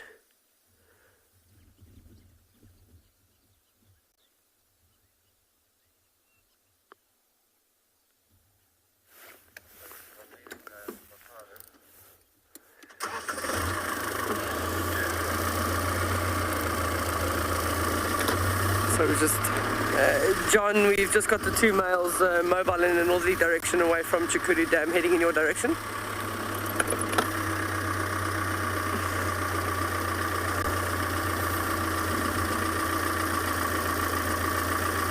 So I want to give them the space to come onto the road, but just, there we go.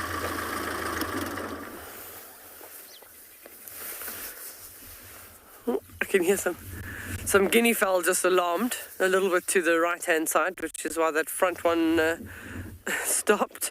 And I believe the viewers are saying that one looks so uncomfortably full. Oh, there's a wildebeest that's just seen them, so now he's going to come and shout. Niels, he's here on the left. He's come running in and he's like, oh, cheetah, I better do something. And he's probably, there we go. He doesn't really fear them. He's a little bit too big for them, and this particular bull probably sees these guys regularly, but it almost caught him by surprise. He came running in and going, oh, that's a cheetah. We'll just follow them down the road a bit.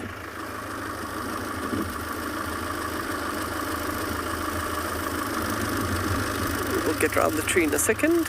I don't want to be right on top of them because you can actually just watch. You generally, if you're following a predator, you watch their ears.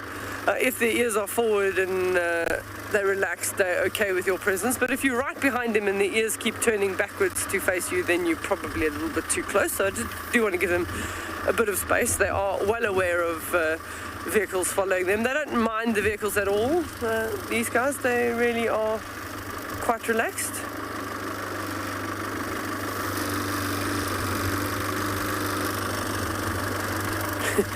The wildebeest, he didn't go very far. He's still standing in the distance shouting at them. So we can stop here while we've got a view of them. Look at that belly just swinging.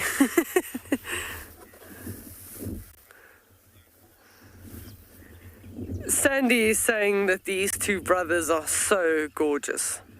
I agree. They're actually really, really beautiful, and we view them very, very often. And even the everybody that joins us on WildEarth gets to see them relatively often. You can just hear in the sort of left-hand side, the wildebeest are shouting, or the wildebeest, not, he's just shouting and having his say.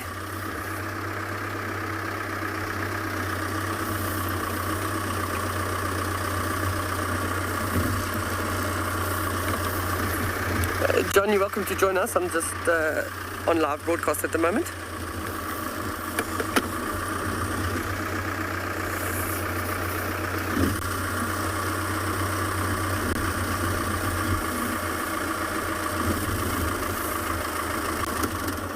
So these two, they're about to walk past the burrow system of the Makala meerkats.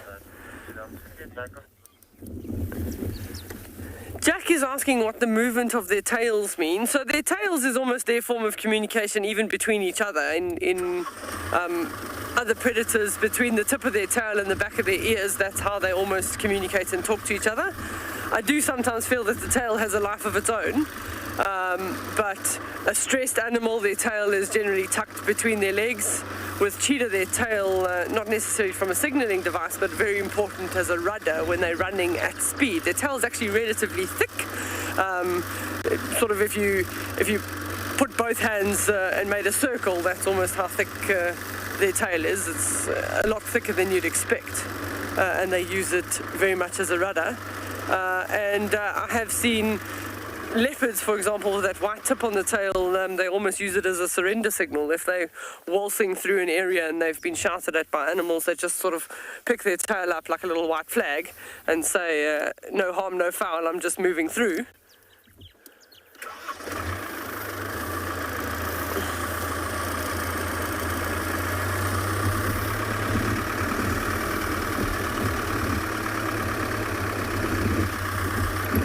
Somebody's got a thorn in their foot.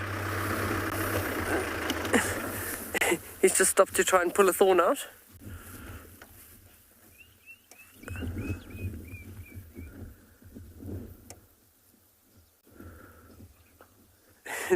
You can see clearly how heavy that belly is hanging. It's amazing.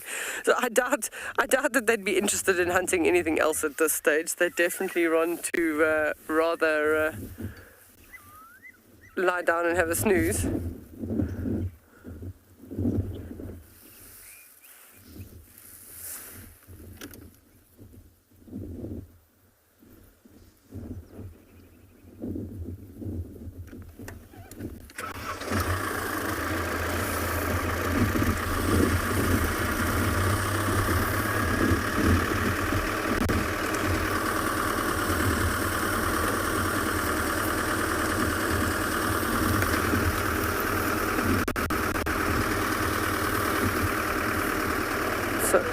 There is another vehicle that's joined us in the sighting. The guests are enjoying the two boys. We're just going to stay ahead. I think they may well head to that nice big camel thorn with those sociable weavers' nests. They've been marking all their favourite spots. And this one, maybe this is one of the ones that they jump into. We'll see. Literally in the flannel weed there, so you can't see much of him, he's hidden. I just see the flannel weed moving.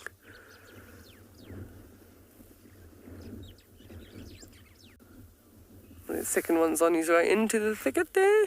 That's a nice place to lie up for the day. There's nice dense vegetation around you. You can have lots of shade.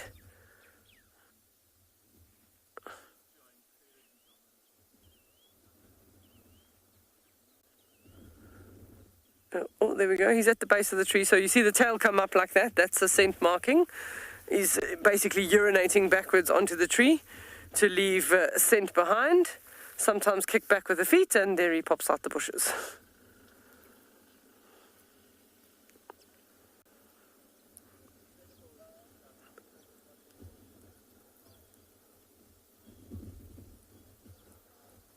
Just so beautiful to watch them walk in this early morning light. That sort of golden line that you just get on the outside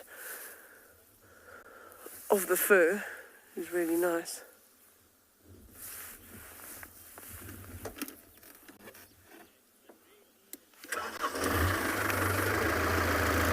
Just go forward a bit and see.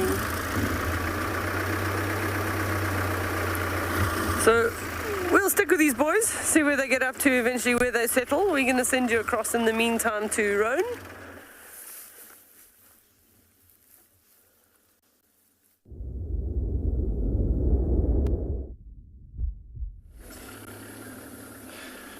Welcome back. We've abandoned the plan of looking for the Tswalu young male. We just could not find a track anywhere. So I think what he might have done, because he's eaten last night, he could have just gone into a dip and maybe fallen asleep or spent majority of his time there. But while we were in that area, we found tracks of 2 lionesses that came down, going south, and then they were on this road now going back east. So what we are actually going to do is dip into the Timbavati River, which is right in front of us, and then we'll take that east, see if we can actually find these 2 lionesses. Some people. It's a good start. This is where the lioness was denning at a stage. The one with the 2 youngsters that we only managed to find yesterday for the first time. That's quite nice. Beautiful area though. Massive anna tree right behind us. Always nice to drive the dried up Timbavati riverbed. Very good place for tracking. Remember up ahead when I was a trainee, it was probably one of the most memorable days of my life. As a trainee, we were driving here. We were driving in the area, and Barney, another ranger here, got stuck, literally where we are now, and he got bogged down so bad, the water was actually going into his, where my feet are now. So, as a trainee, what happens is Barney just calls you on the radio and he says, "Rowan, what's your position?" And I'll say where I am, and he said, "Okay, I'm stuck. Do you mind bringing me your vehicle?" So we had to change cars. He took my car and I sat with the stuck vehicle. Well, luckily there were 4 of us, 4 trainees. Me, Bernard, Andre, Dan. And we just sat with the vehicle for about 4 hours until the tractor came and had to pull us out.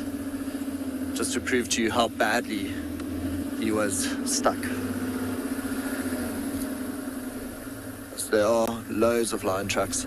Some more coming down from the north. But I think let's continue with our plan, rather check further east if those tracks, because they were walking parallel to the river and they didn't seem to go up north, they came south. So let's just check the river.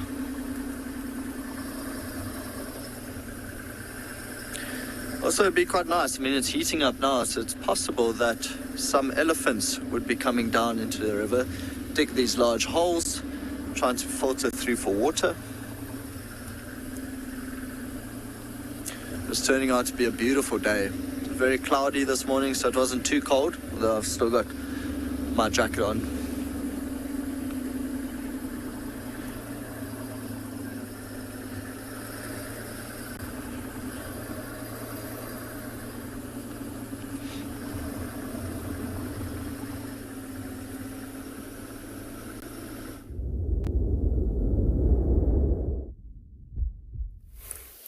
Well, Kalamba's in her den site, so we're going to leave her there, unfortunately. It's not a great place to see her.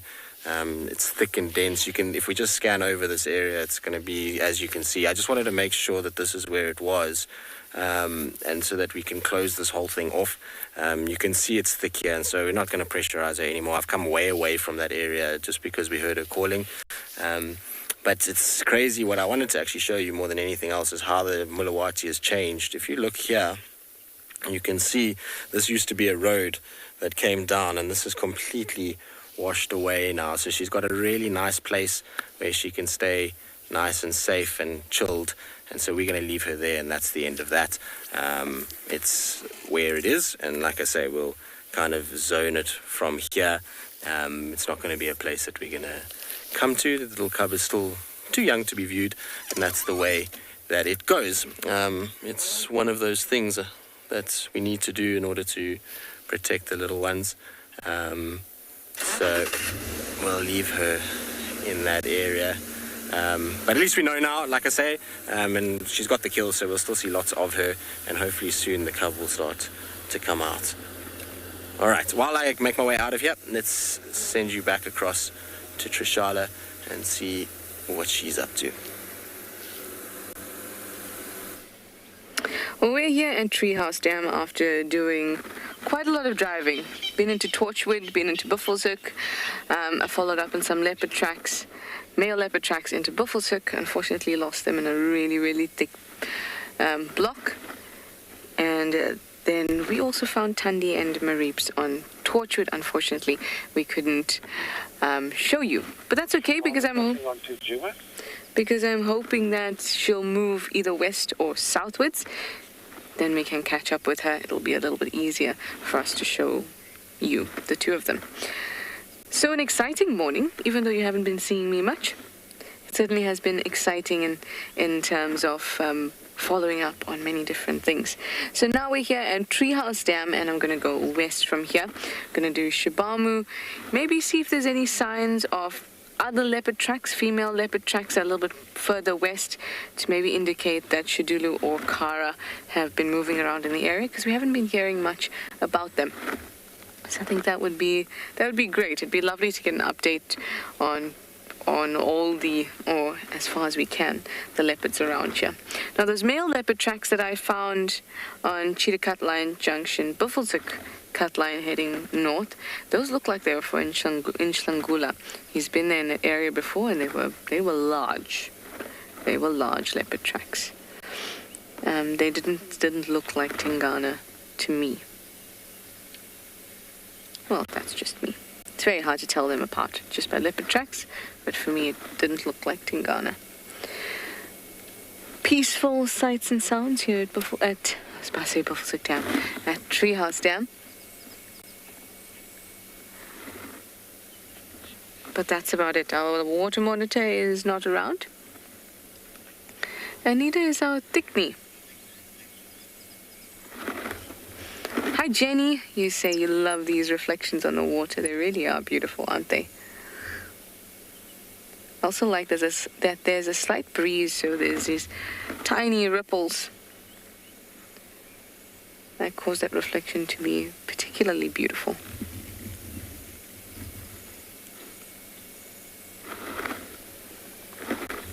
An impala is at the end, far end, the western section of the dam there.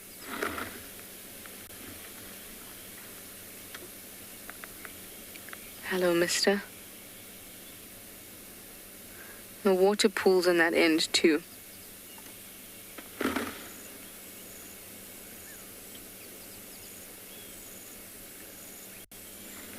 I've heard before that there's a spring there, but it has never been confirmed by anybody. But lots and lots of animals seem to like to drink on that end of the dam.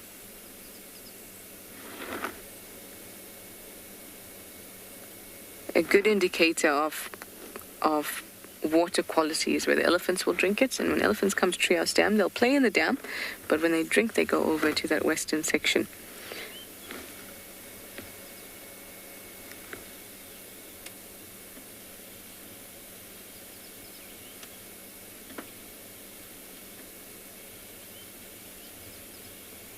It does look very beautiful, in great condition. I can't help it but note the condition of all the impala males, or the rams I've been seeing lately, because it's sort of the first thing I'm looking for. In fact, I saw one a couple nights ago whose eye had obviously taken a horn. Not that day, like maybe a couple days ago, because it was crossed and black, very liquidy. And we're going to see more and more of that during this period. But this one, he is in great condition.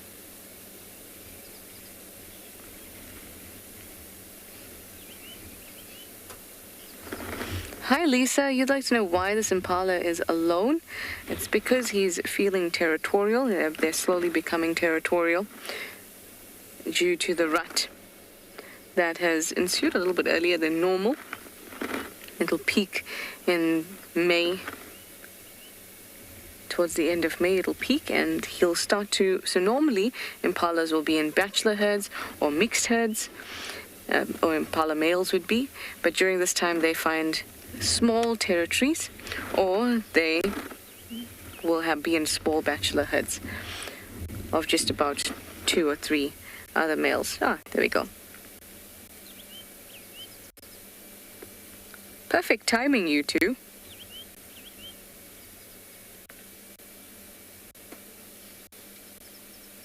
Sometimes they'll play fight within this little bachelor herd,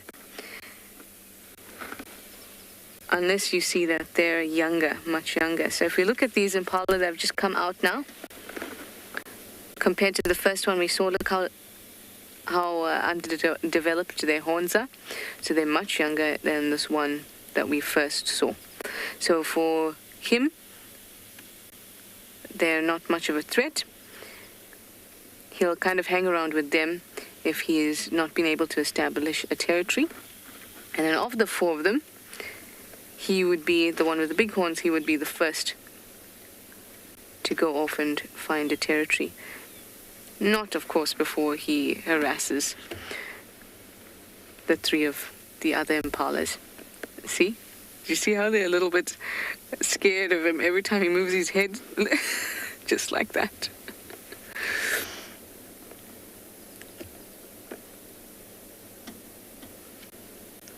Got a lovely Birchall starling showing off its colours. Those glossy colours as well.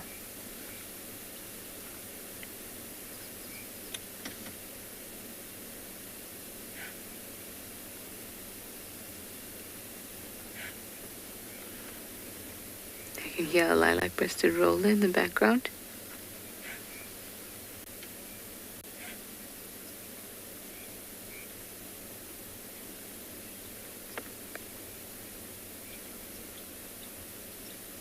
They look a little bit alert. So I might... Yeah, I think checking out the west would be a good option. So let's get going and see what we can find there, if there's any clues, and hopefully we'll be able to get an update on some of the leopards in the west.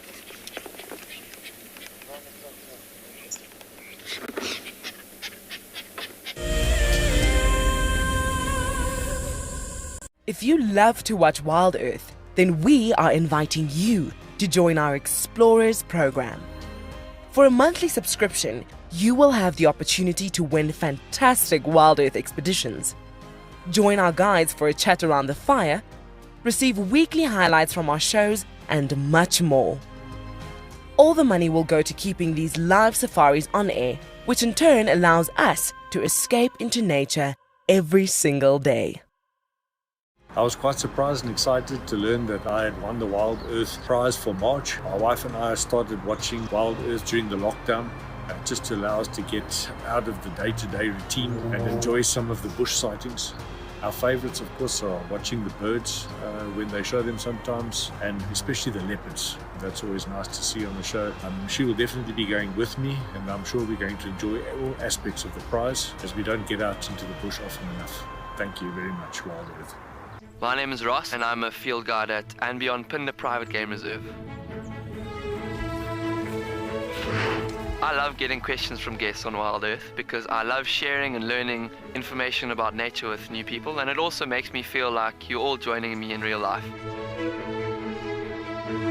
If you want to ask a question on WildEarth, then you need to register on our website. Once registered, go to our live safari page and submit your question below our live feed. The croc is still holding another one there. It's holding from the hindquarters. I would really want...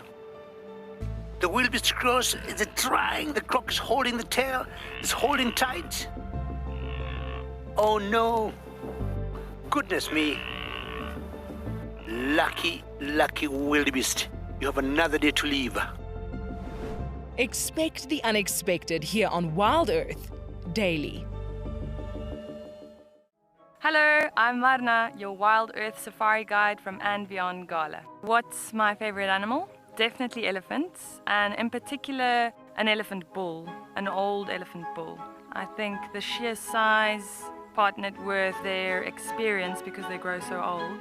I always wonder what they've seen and how they've seen the bush change over those many years. Join me or one of the other guides twice a day on WildEarth.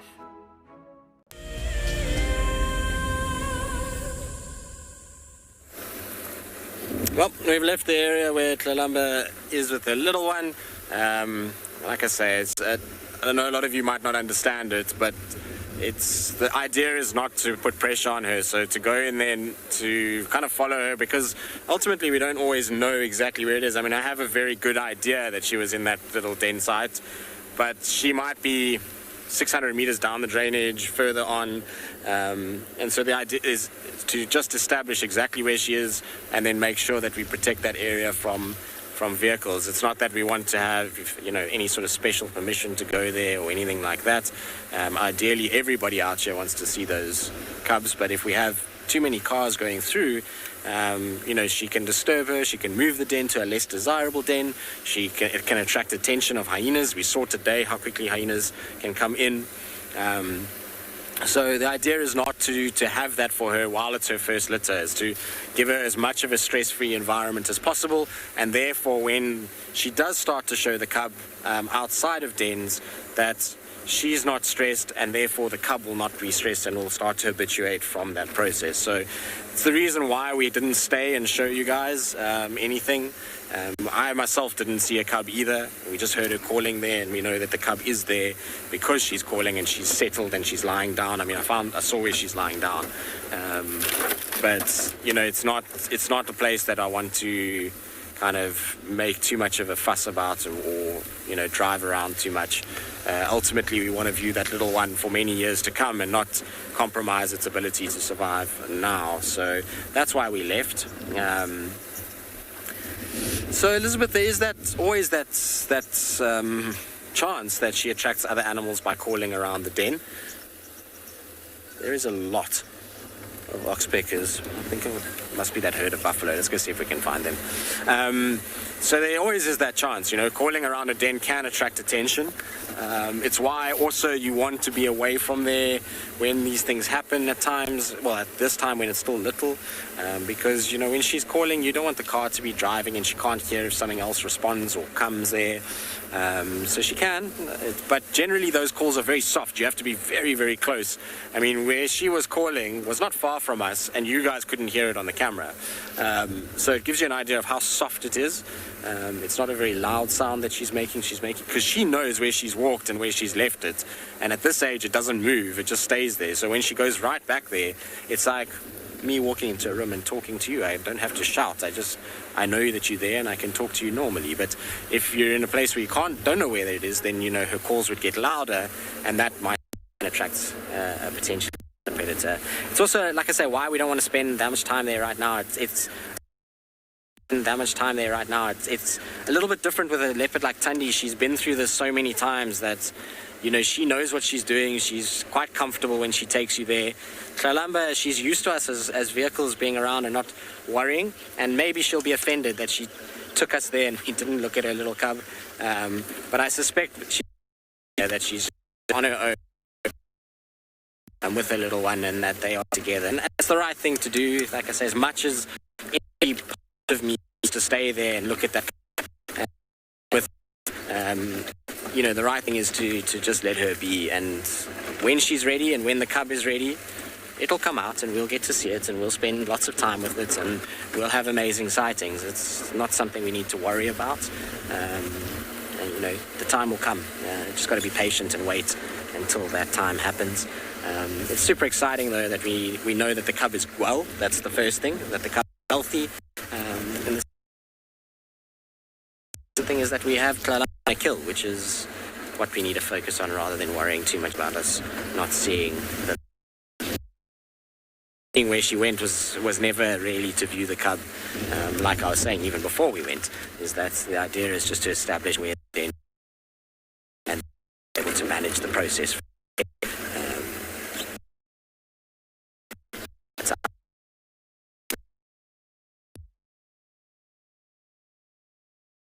this buffalo herd. I did hear them. We heard some ellies when we were around. And while we do that, let's send you to Rowan at Ngala.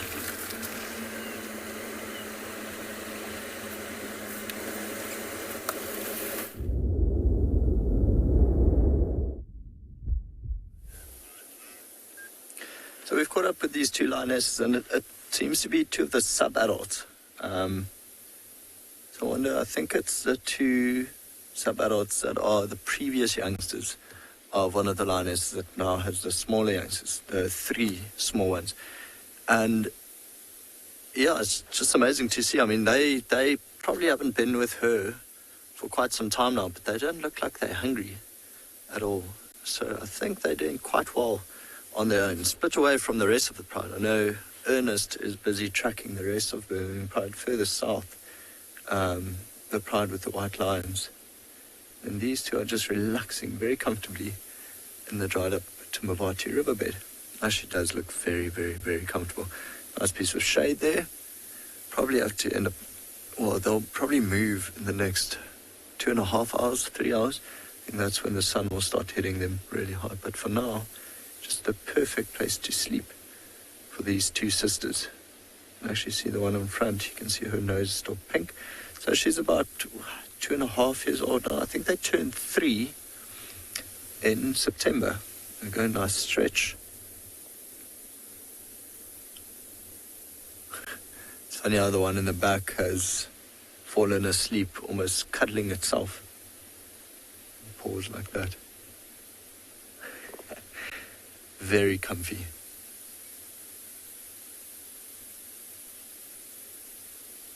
Yeah, as the crow flies, they are probably about 8 kilometers away from the two lionesses that we saw last night. The ones that were feeding on the wildebeest carcass and their cubs. And then if Ernest is tracking the rest of Birmingham Pride in the south, oh, that's even further. That's probably about 10 kilometers away from these two. I think they're just relaxing by themselves. Of course, not too much to worry about. A few big lionesses like this. They're still in the territory of the Rossmouths, which would be their fathers. So they are perfectly safe.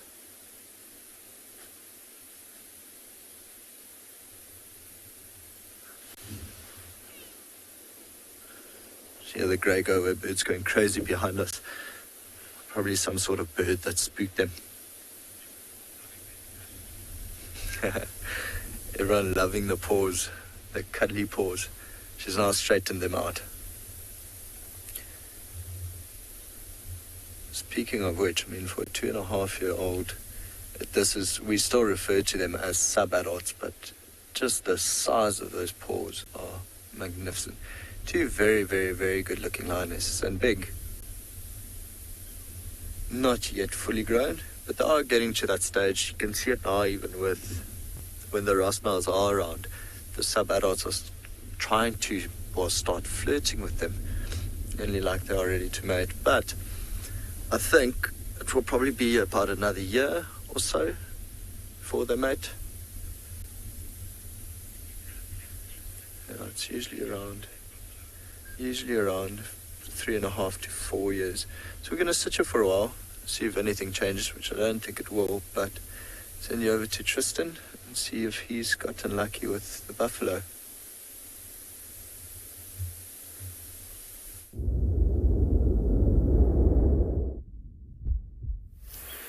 Right, so we found one buffalo. It's not all the buffalo, but there is one, and maybe it's just the tail end of the herd, a bull by himself, or it could just be a random bull and the rest of the herd hasn't even come this direction. But with all those oxpeckers flying around, and the fact that we heard buffalo from when we were sitting at the carcass, it tells me that there's a herd somewhere here that needs to be looked for. But you see he's horning the bush. That's a very common practice for buffalo bulls. They do it all the time. They often push their heads against the bush and they grind it up. And there's a couple of reasons for it. One is that it's just keeping the horn in good condition. So the more that they're rubbing, they're easing itches, they're getting rid of any debris that's on it or broken pieces. They're keeping the boss healthy, as well as getting tannins on it. And they are tannins often can deter a lot of insects, and we know buffalo are absolutely lambasted by insects. They typically have clouds of them hanging around, so the thought is that tannin just helps with kind of buffering insects away. But what it also does is it adds color to the horn, and when color is added to the horn, it accentuates size and shape, and therefore makes it potentially more attractive to a female.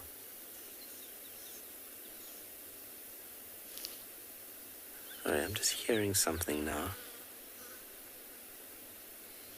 Almost sounds like an ellie dropping big balls of poo all over the place. Megan, they do have impressive horns. They're amazing animals, our buffalo. Unfortunately, they've got the glorified cow tag, and a lot of people don't like them because they can be aggressive, and other people just don't care for them because, well, it looks like a cow and it doesn't do much. But when you actually look at them, they are seriously impressive creatures. They have these huge bodies that are big and muscular, and then these massive horns with a temper to match, and it creates a kind of animal that you don't really want to be on the bad side of, and you have to have a healthy respect for. And I quite like following herds of buffalo. I think herds of buffalo are quite interesting, the way that the whole social structure works and how everybody kind of has their place within the herd when it's moving, how little ones are able to have adapted to drink between mothers' legs so that they can stay moving with the herd, how the bulls often will form a security line and try and push off predators. All these things are fascinating things to watch within buffalo herds. And so I'm quite sad sometimes that people see them the way that they do. People often are quite nasty about buffalo and don't really want to see them. They're like, buffalo, part of the big five, cool, check it off and let's go, And actually, they're pretty cool little animals, and not little, actually, they're big animals. We had a very arb conversation last night, just hold on before we go forward.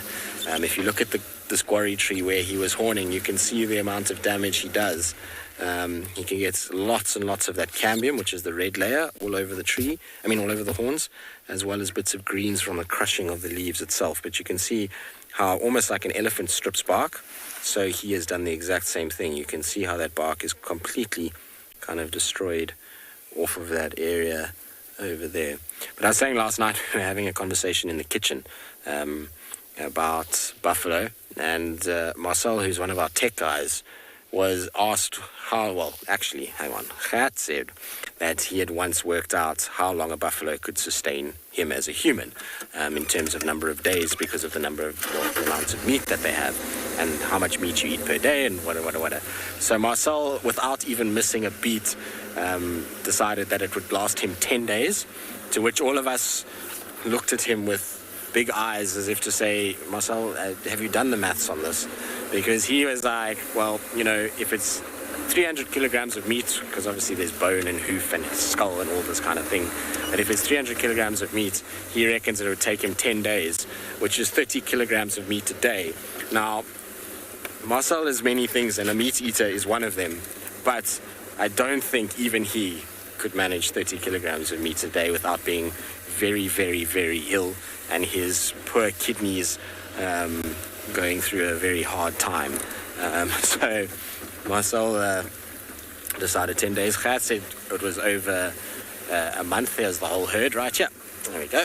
So that didn't take too long to find. You see how you can follow oxpeckers. The oxpeckers flying over is a great indication. When you get big groupings of oxpeckers like that, you know straight away that there's a herd of buffalo around. It's very, very seldom that you'll get small groups of oxpeckers together. Now you might hear a whole bunch of go-away birds calling. That's because there's a bird of prey also flying in the sky. I can't see what it is just yet. I think it's going to be an immature African hawk eagle. Yes, it is. That's why the go-away birds are shouting behind us. Hey guys.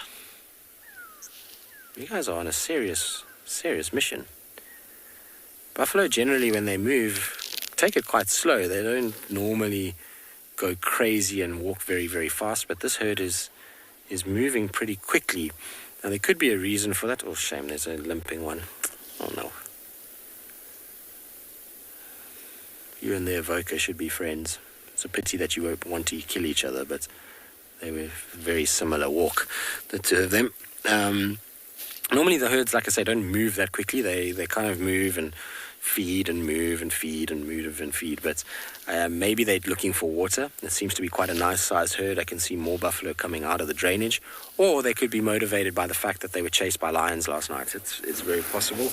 We know in this area, generally when we get a herd of buffalo in the area, lions aren't too far away or haven't been too far away at some point during the night. Yesterday, the two plains camp males were not very far from this particular herd of buffalo and were lying where the buffalo had laid down. And so I expect that they maybe chased them last night, and that's why these guys are so motivated to get going as quickly as they are. Cool, we're going to stay with these guys. We're going to see what they get up to. I think they're heading towards Treehouse Dam for a drink. In the meantime, though, let's send you across to Pridelands with even bigger herbivore.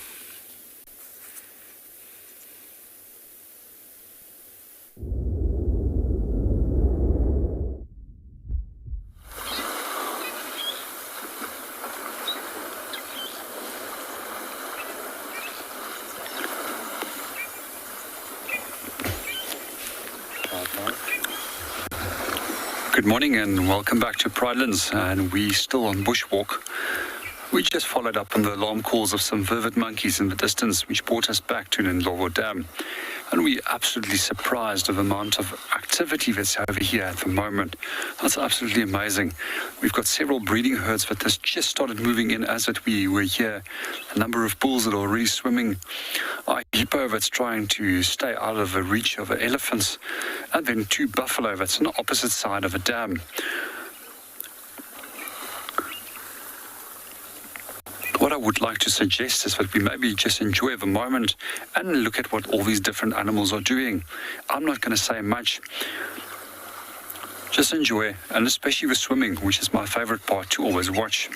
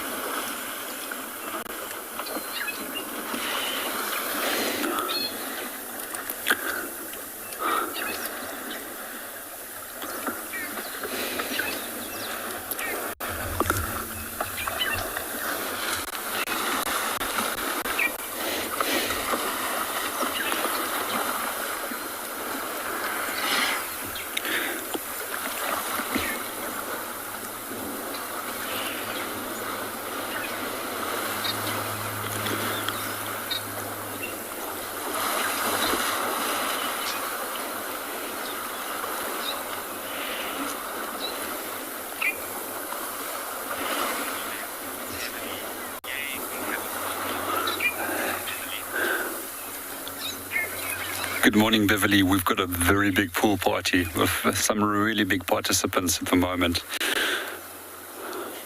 I hope that the breeding herd that we're seeing on the opposite side will also enter the water. Especially young bulls like that we have close by to us. They tend to provide us with a lot of action as they play a lot when they're in the water. And as you can see, these two are play fighting over here. Quite often when animals are play fighting, it's young animals, they tend to always be very exaggerated in their behavior so that other individuals or mature individuals can know that they're playing and that they're not being serious.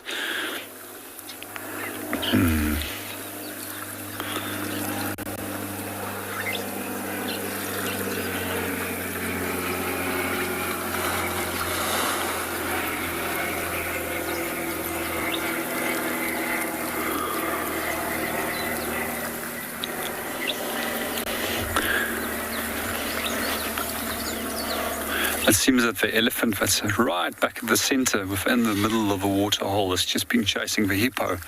So our hippo has just dived and disappeared, and after that he approached him. Let's see if he pops up again. The hippo generally doesn't like this little game, because these guys are much bigger than that he is.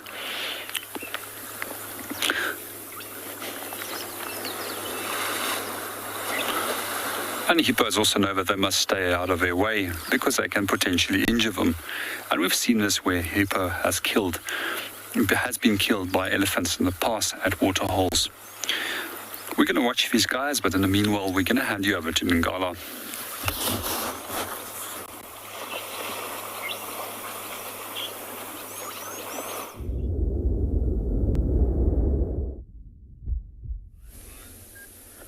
So not too much have changed on our side. Every now and then one would roll over. It seemed like a little bit earlier one was spooked. I don't know whether it heard something or smelled something, because the breeze is coming from behind us. And then she lifted her head, looked around, and yep, straight back to bed, straight back to sleeping. Although them being sub-adults, they're not fully at ease. And the one in the back stretching, looked at us, and then back to sleep again. But it's a nice thing about being in the riverbed. They see absolutely everything around them, and they'll be able to hear anything that's approaching behind them. Thick grass and thick vegetation there.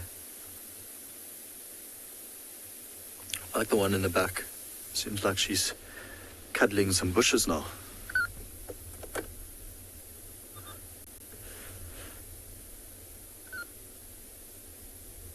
They just look very, very comfortable. I'm quite jealous.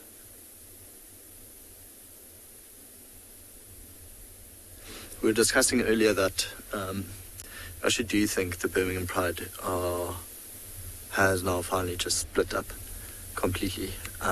Like I said yesterday, I mean, there would be 23 lions now in total. That's including the Ras males, the two territorial males over the Pride. But I don't really think we'll be seeing them all together anymore now that you have cubs of different ages. And it's funny, one lioness we haven't seen in a long time, it's a young lioness with her two cubs. Well, I haven't seen them in a long time. Mind you, I was on leave and only got back a couple of days ago.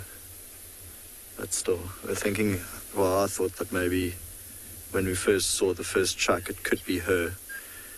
But anyway, I think we're going to let these lions sleep it off, and then we'll continue a little bit east in the river, see what else we can find. But for now, send you right back to Tristan.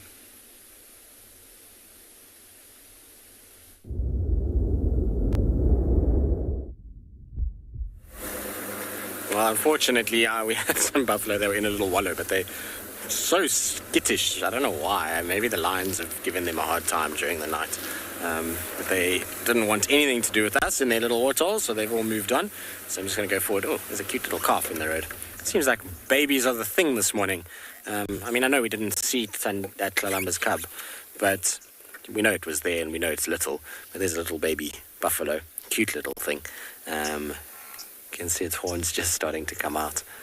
I like baby buffalo. They kind of have these cute faces, but then these big buck teeth. And sometimes you find when they kind of phlegm and grimace when they're still young and are mimicking mom, then you get these little buck teeth sticking out. It's a very, very cute thing. You're little. Not been around for long, that one. You can see the color variance as well between the calves and the mothers. Much lighter. So, Mark, they start growing within the first sort of month. You start to already see the little nubs of the horns coming through. And yeah, from there they go. And they grow pretty much all throughout their life. Obviously, they warn as they go.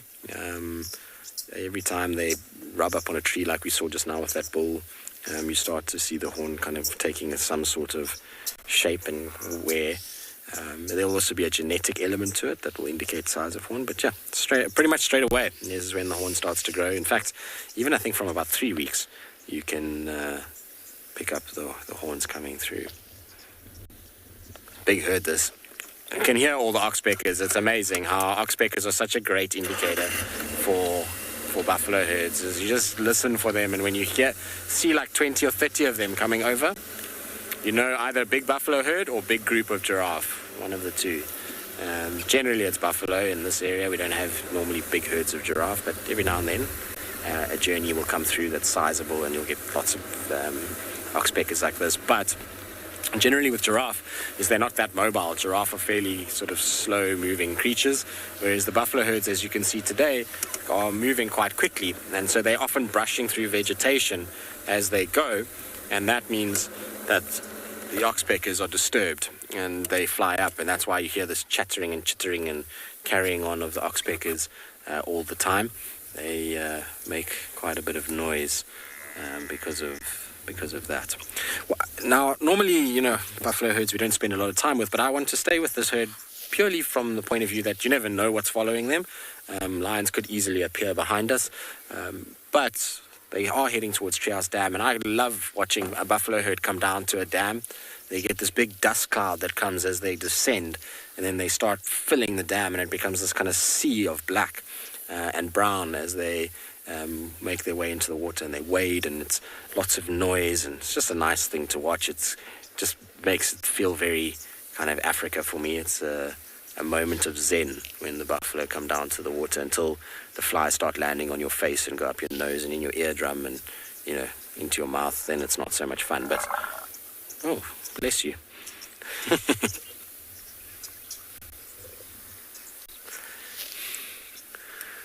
So, Vicky, not from a disease point of view, but they can be a nuisance and become a parasitic element to a buffalo when a buffalo's got a wound. I'll try and catch up because I saw one just now that's got a little bit of filaria infection. So filaria is a type of fly that lays its eggs in the skin of the buffalo, which itches, and they scratch and they create these big open wounds. Now, those open wounds then lead to what the oxpeckers love the most, which is blood. An oxpecker, funnily enough, is not an insectivorous bird. It's actually a seguinivore. It feeds off blood, and that's why it eats ticks. Ticks are full of blood, and that's what it wants out of the tick. The tick is just a carrier. It's like going to the shop and buying a milk carton. We obviously don't eat the milk carton, but in their case, they'd eat that, but they're actually after the blood that's inside the tick more than anything else. Unfortunately, none of these buffalo I see now have any of those wounds. But oxpeckers become a parasite then, because what they do is they actually farm the blood out of the buffalo. Where there's a wound, they will go with the beak and they'll peck at it and actually take the scab off and cause it to start bleeding again, and then they feed off the blood that's coming out of it. So that's when they turn a bit more parasitic. Generally, obviously, we know they help them with parasite load, but parasitic times are when there's a wound on a buffalo, and they can keep a wound open for long periods of time, which can obviously lead to infections and the animal, unfortunately, losing condition, particularly if it's in a dry time and there's, you know, the drought. They don't need to be fighting, their body doesn't need to be fighting wounds and things like that when it's just trying to stay alive with food. And so, you know, oxpeckers can become a bit of a nuisance at that point.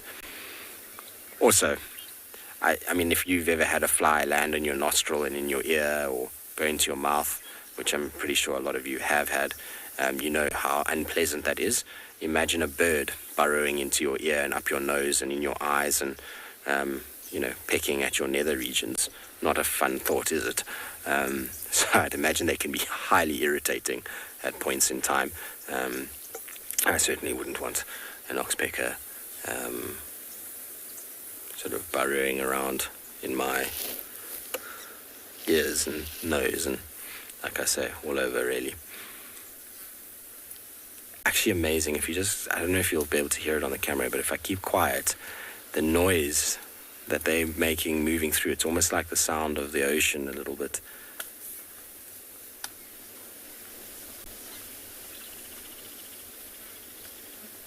When you're far from the ocean and the ocean kind of creates that noise, it almost sounds like that as they wade through the grass.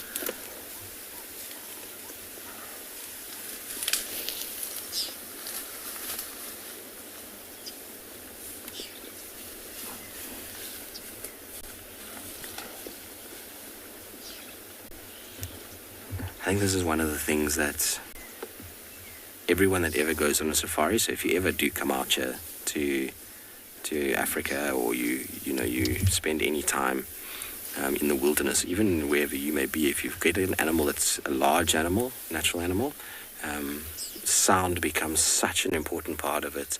Even actually smaller animals. It's one thing that I see a lot with with guides and guests these days is that they don't pay attention to sound. Everything has become so visual, and we are that way. We've become inclined to be that way due to the various kind of social media things. We've become very heavily reliant on imagery. So we tend to use our sight more than anything else. But actually, when you're out here, I promise you, just sometimes closing your eyes and just listening, it can be so good. The sounds are unbelievable, and it's amazing how when you actually just shut the eyes down for a second and just listen, how much you actually hear that you weren't processing before.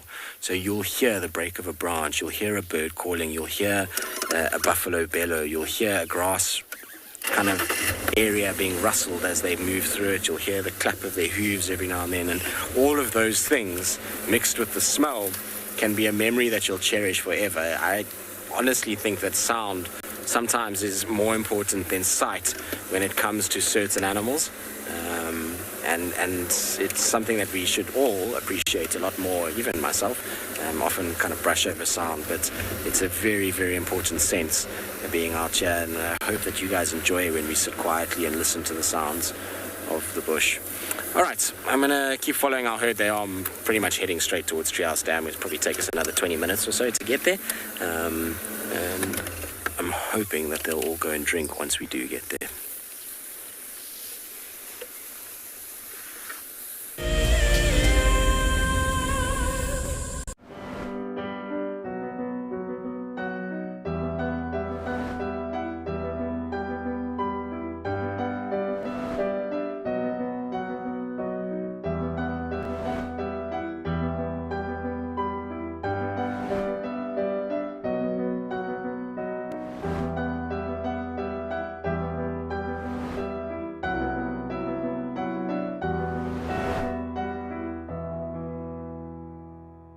So in 1998, we had this idea to go and put a live web camera on a waterhole somewhere in the Sabi sands next to the Kruger National Park. And I approached just about every single landowner, and everybody thought I was completely crazy until I met Yuri and Pippa Moorman.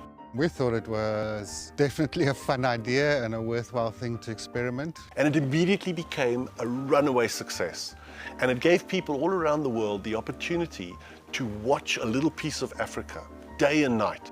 Back in 1998, it was the very early stages of the internet. And all we were able to do was to get a 30-second refreshing JPEG out of that camera. But over time, what we began to do is focus more and more on trying to develop this concept of giving people the opportunity to go on safari. Even though we live just 500 meters up this hill, we still put the camera on to see what's happening. Absolutely, we watch it ourselves. I love being a cam-op for WildEarth. The animals coming right up close to you, especially like lions. Sometimes you get nervous, but you have to go with the flow. My favorite animal to film is the elephant because of how big it is.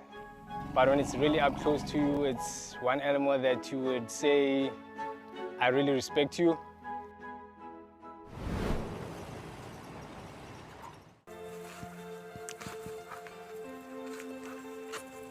Hello, Mama. Just checking us out, everybody. There's no aggression here. Very relaxed. A herd of elephants moving around your car like that is truly, truly magical. Tune into WildEarth every single day. It's in your nature.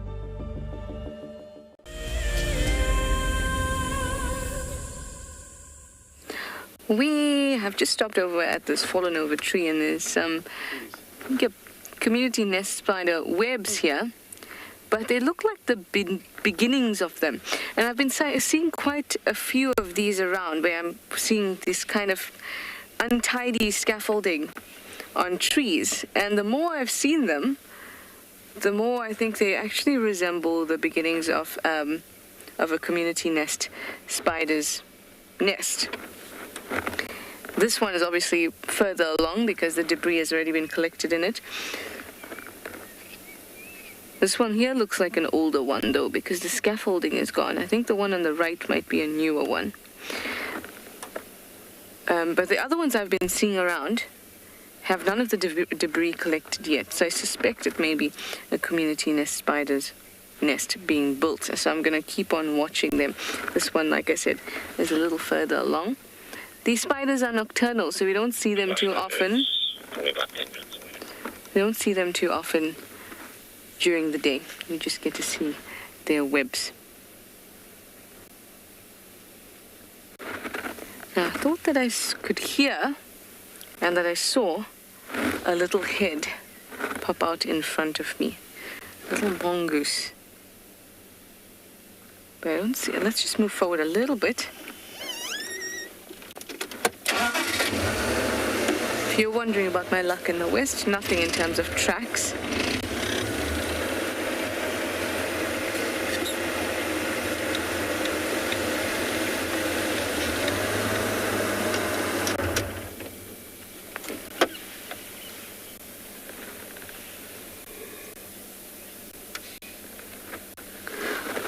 Hi Jerry, you'd like to know if all the spiders build the nest at the same time, or does one start it off?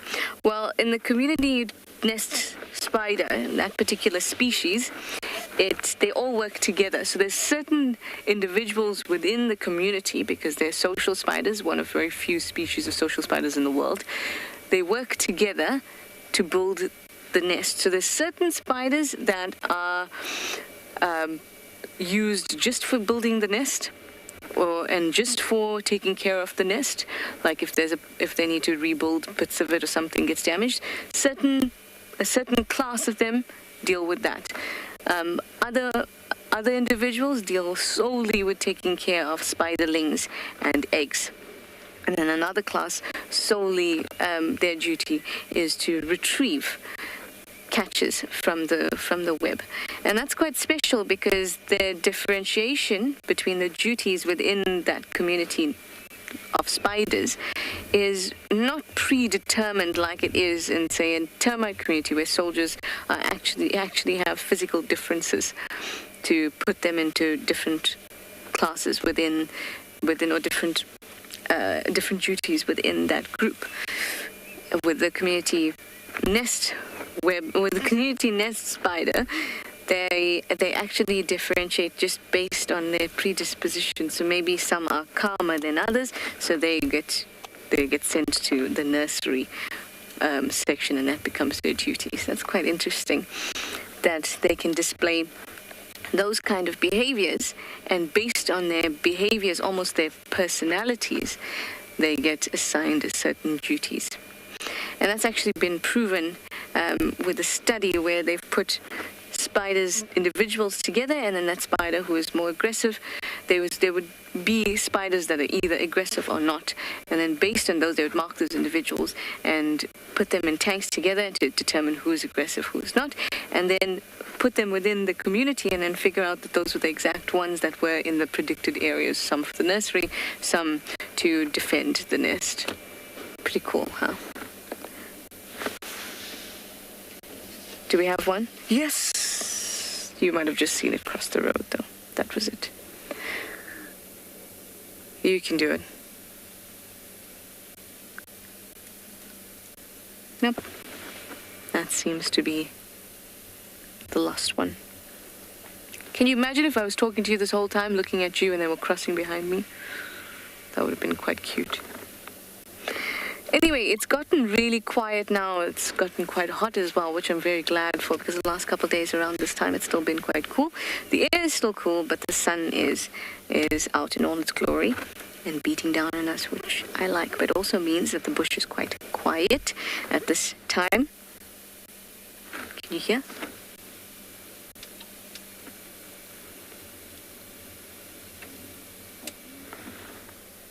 Not much sound at all.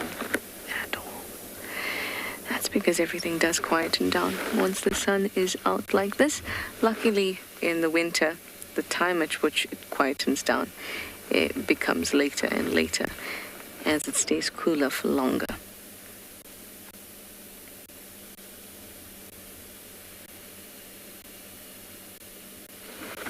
So we're going to keep on moving. and see what else we can find. Maybe some small creatures. I would like to show you one of those types of untidy almost webs, if I can find another. But they were much easier to see in the daytime. I'm going to keep track of them and see exactly what it turns into. But I'm going to send you over to Deirdre at Tswalu while I make my way, still in the west, but to the more central parts of Djuma.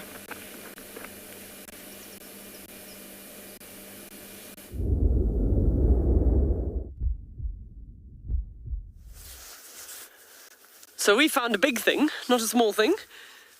Just one single female giraffe, which is quite strange. You don't normally see the females all by themselves. But we've looked across the entire horizon and we can't see another one. So hopefully she doesn't go over the dune, because if she carries on going that way, she's just going to walk right out of the shot and over the dune and disappear into the street next door.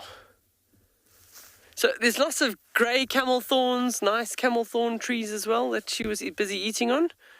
Now she's just walking. Maybe she's actually got some friends on the other side.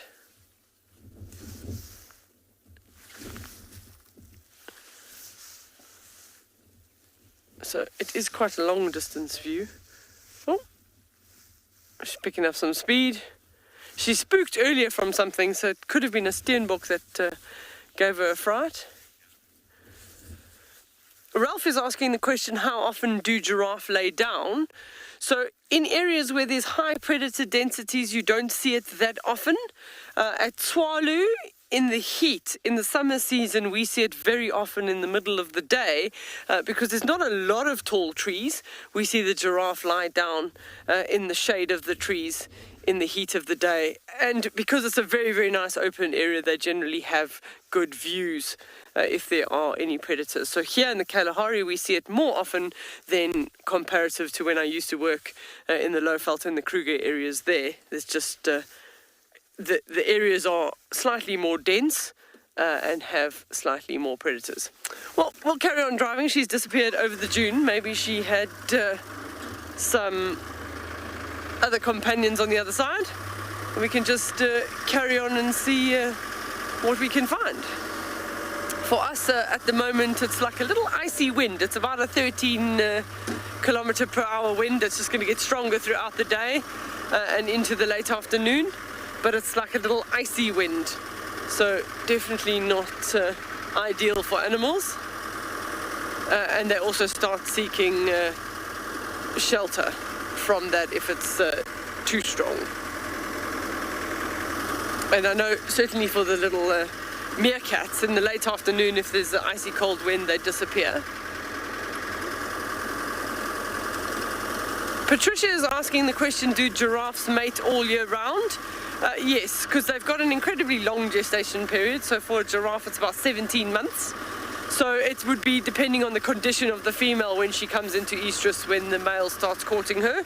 So a giraffe can be mated at any time, 16 months later or 17 months later, then the calf is born, and that is not a seasonal thing. There's lots of animals that have the longer gestation periods, like elephants, like rhino. They don't have a set season.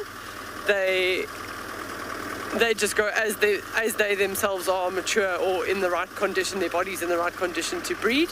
And then there are animals that they need to produce annually because of the food and the grass, like impalas, wildebeest, zebra. They tend to have a more seasonal type of birthing.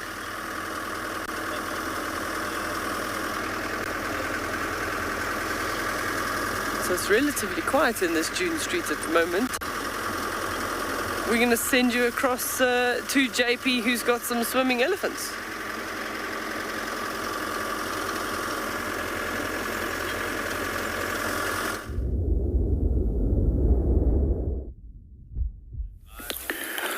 Good morning and welcome back to Pridelands.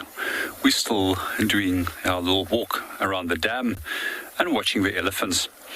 They're still having a little bit of a bathing session.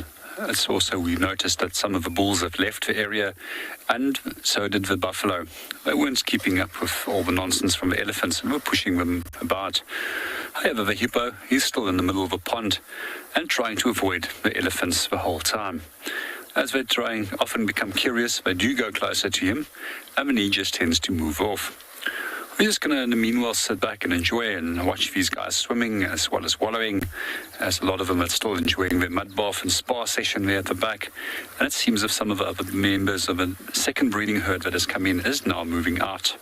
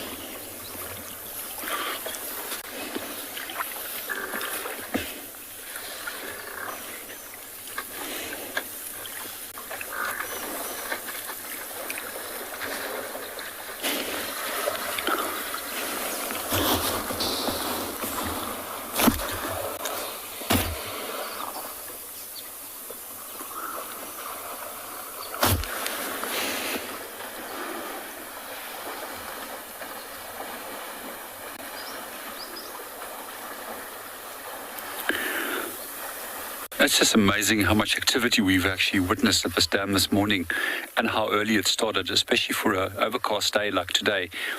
We normally associate the swimming and swimming behavior with much warmer temperatures and much later in the morning.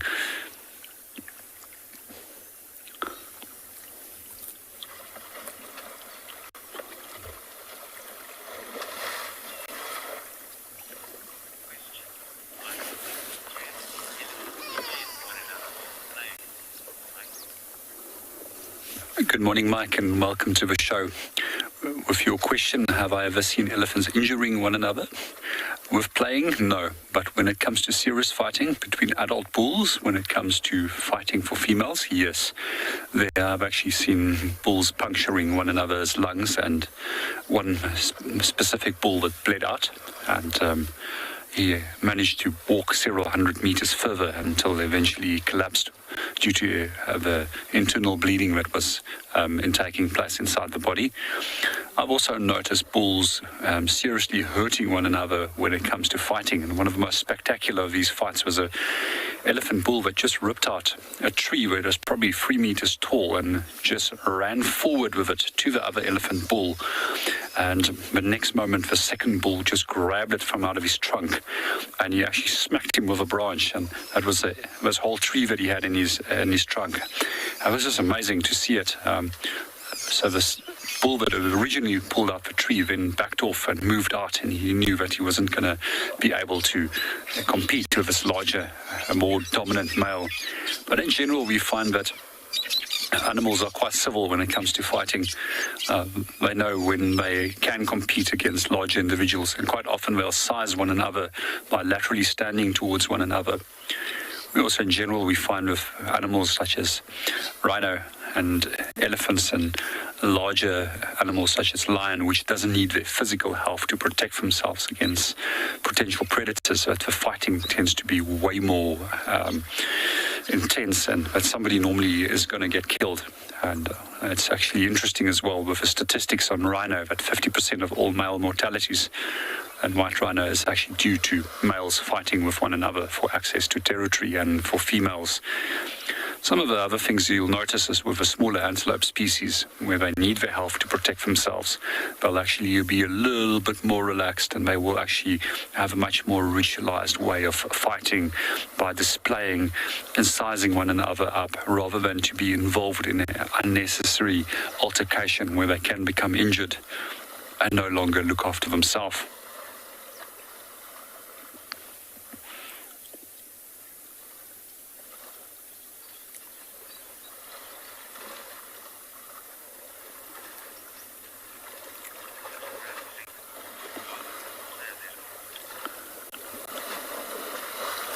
We're going to start moving on and see what else we can go and find for the morning. Again, see if there's some activity away from the water. But in the meanwhile, we're going to hand you over to Ngala, where it's just also located on elephant.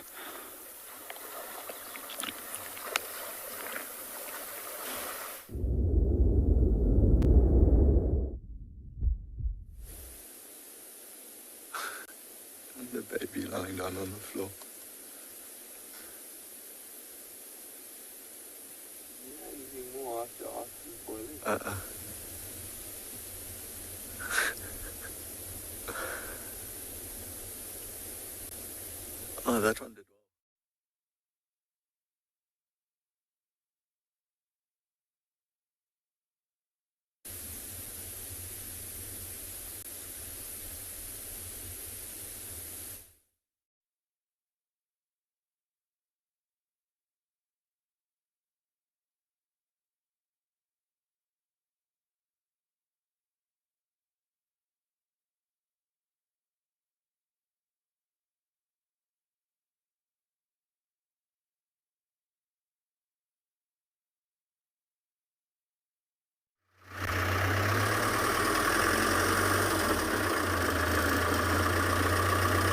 So I just said that the June streets were relatively quiet, and we've got something ahead to show you. The eland are crossing the road. We've got a wildebeest that come in from the left, and we've got some gemsbok. But no, don't run eland. Let's see. They're going to pop out behind the trees there. I'm just trying to get Niels into the gap there to get him good. They're going to probably chase all the gemsbok because all the gemsbok are lying in that open clearing. Oh, there's a springbok too. So we've got a whole smorgasbord of animals here. There's the eland running into the shot with the gemsbok in the background, and they're about to pass all the springbok. So, yeah, I eat my words. It wasn't even 30 seconds after I said there's nothing here that all of these animals appeared. So very windy for them, so they are out in the open, but they do choose to be that way so that they can see if there's any predators approaching. Nice little small family group of springbok. So generally will be one sort of dominant male and his group of females. And then, yeah, we're new to the scene, so that's why everyone's staring at us. They're all staring at the camera because we've just driven in and they were all busy having their morning snooze.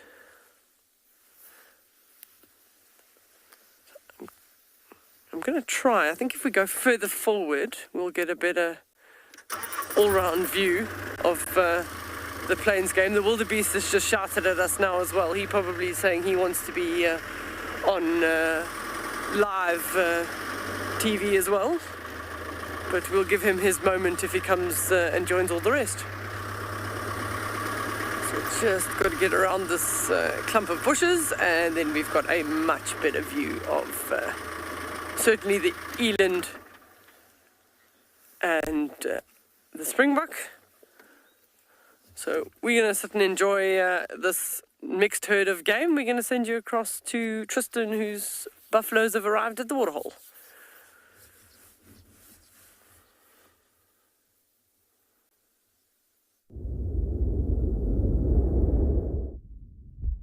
They've just started to come down now, so we should get most of them. It's a much bigger herd than I initially thought. I thought there was about 100 of them, but I reckon there's probably 200 to 300 buffalo. It's a lot, but I'm going to keep quiet and you can just enjoy the sounds of them kind of coming down to the water and drinking, and the oxpeckers and bellows and grunts that take place when a herd comes to drink.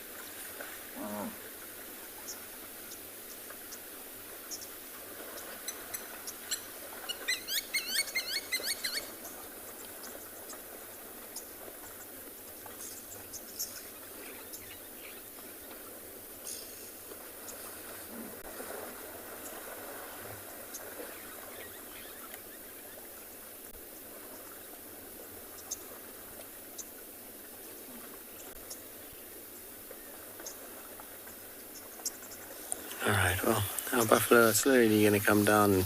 I mean, we haven't even gotten, I think, a third of the herd arrived yet. So while we wait for everybody to come, let's send you to a playful herd of ellies at Ngala.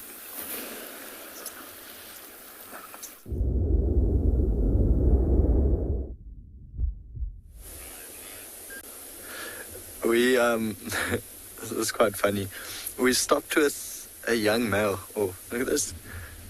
The two babies, they nearly look like twins. There are 3 of them here that are basically the same age, and they are just so playful with each other. They keep pushing each other around, pushing each other over, and they tackle one another. See them playing just behind these 3 big ones. Shame the other baby pushed over by one of the older youngsters there.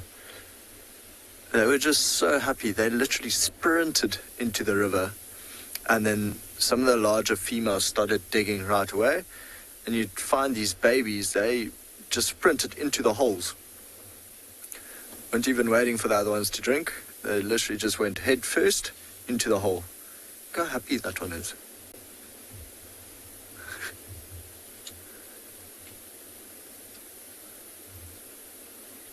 So yeah, we initially stopped with a young male just drinking, and then we looked behind us and all these elephants kind of descending into the river. So we decided to come here rather.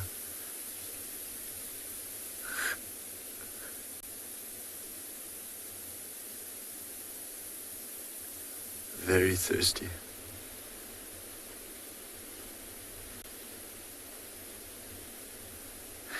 And still, they don't need to even dig too deep. It looks like about half a meter. Face planted. Now all 3 of them are just playing behind those 3 larger elephants. Then Craig, what I might try to do, let me go forward a little bit. I just want to show you guys how they play. It's so cute to watch.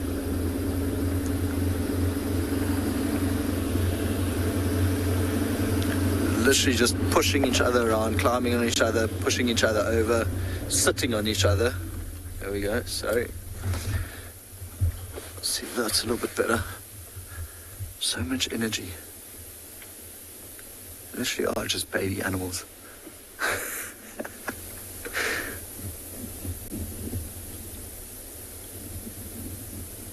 I mean, their nostrils must be just filled with sand. And their mouths.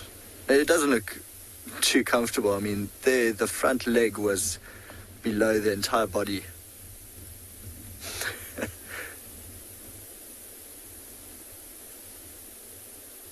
That's hilarious. Of course, it's a bit of a struggle to get up, even for the little ones. They need momentum. So just swaying side to side. Also, I think the sand is quite cool for them, so even just rolling around must be cooling them down quite a bit. Oh, it's nearly up. No, cool down the other side.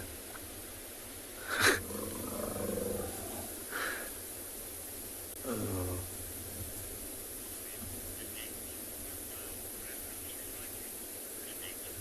Annette is commenting, oh wow, what a lovely sighting. I'm with you, Annette, I agree.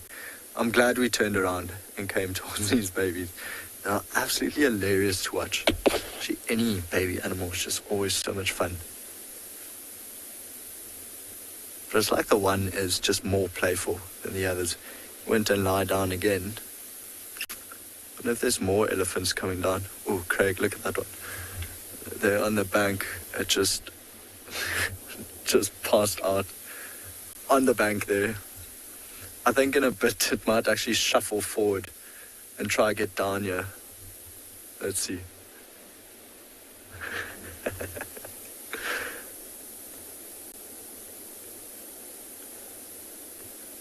It's having its own fun.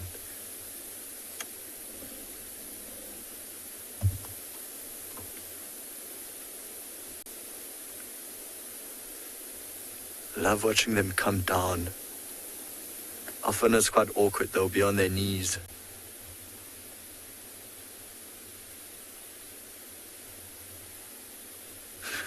a slow process.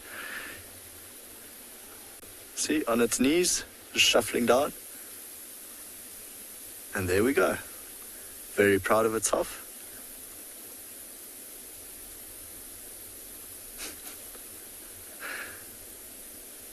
And digging their own holes. Actually, I think there's a hole dug there already. Just see the trunk go straight in.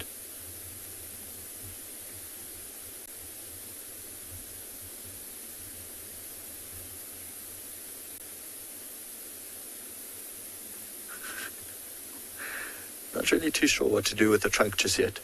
So it's trying to mimic what the parents are doing, but instead of drinking water, it's literally just shuffling sand into their mouth.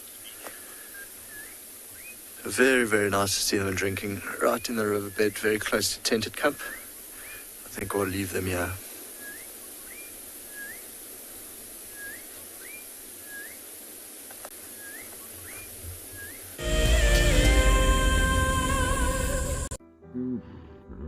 Nestled on the banks of one of the largest lakes in the Sabi Sands lies an award-winning game lodge called Cheetah.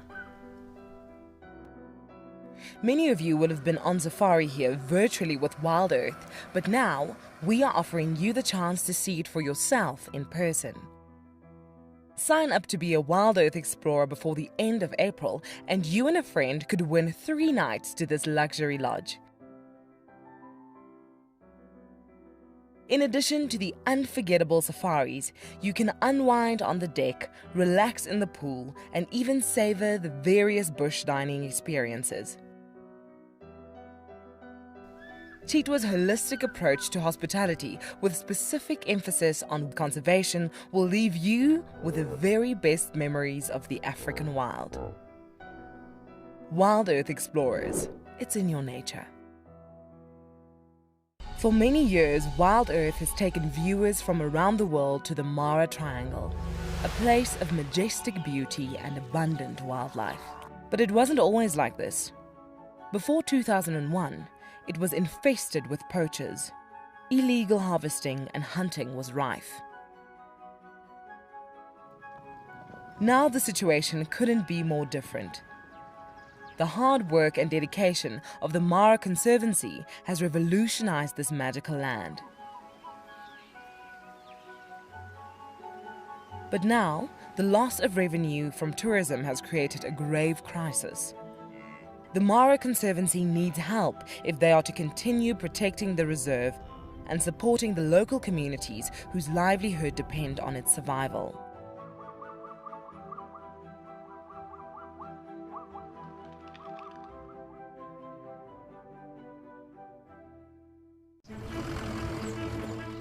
My name is Taylor McCurdy and I work for Eco Training. I love hearing from all of the viewers. However, I particularly enjoy those of you who have been watching for a few years. Your questions are just so advanced and they really get me thinking. If you'd like to ask a question on WildEarth, you need to register on our website. Once you've done that, head to the live safari page and submit your questions below the live.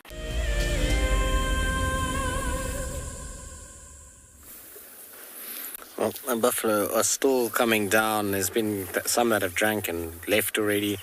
As you can see, it's just kind of a mess of them in a dream world state, and the reflection that's on the water is very artistic from Gert, but you can see lots and lots and lots. Some of them are even taking the time to have a little nap in the water, a little sleep, but you can kind of see a lot of the herd now, and there's still more and more and more just arriving as these guys, kind of the lead runners, start finishing up. So, you know, the middle section of the herd is arriving. I don't even think this is the back end yet. So I think this is mostly just the middle to kind of front section that we've got at this stage. You can see why they're easy to find for lions. The amount of noise that they make is ridiculous.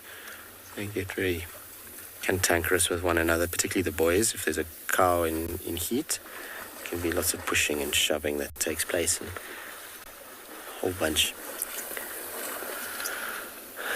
of jostling as well, and that kicks up dust and disturbs the oxpeckers and generally just attracts a lot of attention to themselves.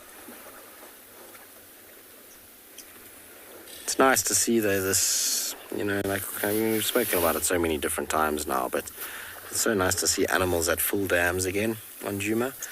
I remember this being just a dusty bowl with not a single drop of water in it. In fact, at one point I had a bet with one of our old cameramen that we'd do a roll in the dust if we didn't see, I can't even remember what it was, about the rains, I think the first rains, I'd roll in the mud. But there wasn't even any mud to roll in, it was just dust at that point. And now to see it kind of full like this is amazing. It's a complete change, and to see a herd of buffalo as well. Remember that since 2016, herds of buffalo have been a rarity for us. The numbers of buffalo unfortunately declined heavily during that year in the drought. And so now to see these kind of herds coming down to a full dam again feels like we've come kind of right through it and out the other side now. And important that we have these kind of herds coming through. They churn up the ground nicely. They're depositing little patties everywhere full of seed and nutrients that makes the soil in a much better condition. So they're vitally important for this area of big herds like that, apart from the spectacle of it and the fact that we have predators that eat them. They play an important role in the whole ecosystem as well. And it's actually amazing to see, since the buffalo have been back, how the bush is starting to be flattened out again. So we had this crazy growth spurt of grasses and leaves and things like that during the rains. So the whole of October, November, December, January, February, it was just basically growth period, and nice good rains the whole way through. But since these guys have come through in the last month that I haven't been here, it's noticeable how where they've walked has been completely flattened down and made a lot more kind of user-friendly for us. We can see animals a lot easier, and it's actually making it user-friendly for a lot of animals too. So things like impalas and duiker, steenbok, these kind of animals that generally like to be in more clearer, open places where they can see what's going on, are benefiting from the buffalo herds coming through, because they're kind of squashing the grass down and making more areas accessible to those prey animals, where they normally would have been quite nervous to travel through there because of the density of the grass and the bush. They can now go there with confidence and move around and utilize the resources that are in those areas, because there's still a lot of trees with good leaves in those sections where these guys have been walking. Oh, that is cute. Hello, little one. You have big ears. Mundubash, it's magnificent to see all these animals together. It is, isn't it? I like herds of animals, and big herds like this are always a spectacle, and like I say, particularly on the back of what has gone on before, where life has been a bit tricky for these guys. It's nice to see them bouncing back. And what I like about this herd is, if you just look at how many little ones are spread throughout it. There's lots and lots and lots of little babies, and all the buffalo look in good condition. There's that one that's limping, but otherwise everybody's looking healthy and strong and muscular, and that means that they're going to do well in protecting these little babies and make sure that they stay nice and safe, and that they don't get themselves into trouble with predators. And so the population should grow quite quickly because of that. You should have a nice positive growth through the year. Also because we're going to have a lot more water than we've had in many years. We should have a decent amount of water all the way through the winter, and a nice amount of grass for these guys to feed on. It won't be the best quality grass, but it's going to be grass that's decent enough that they will do just fine and should retain their kind of strength through until next summer. Still lots coming in. I reckon there must be over 300 in this herd, which is very cool. Nice big group. For those of you that watch the dam cam, it seems like now that they've drunk, most of them are heading north. So if you do watch the dam cam, it's probably a good idea to keep an eye on that during the course of today. These guys might head in that direction. It looks like some of the big bulls that have drank already are heading up the hill. Straight line from here, if they head away from where we're looking past that marula tree, would be where the Gari Dam is in the dam cam. So for those of you that watch there, that's a good place to look. Anyway, it's that time of the day where we're going to head home.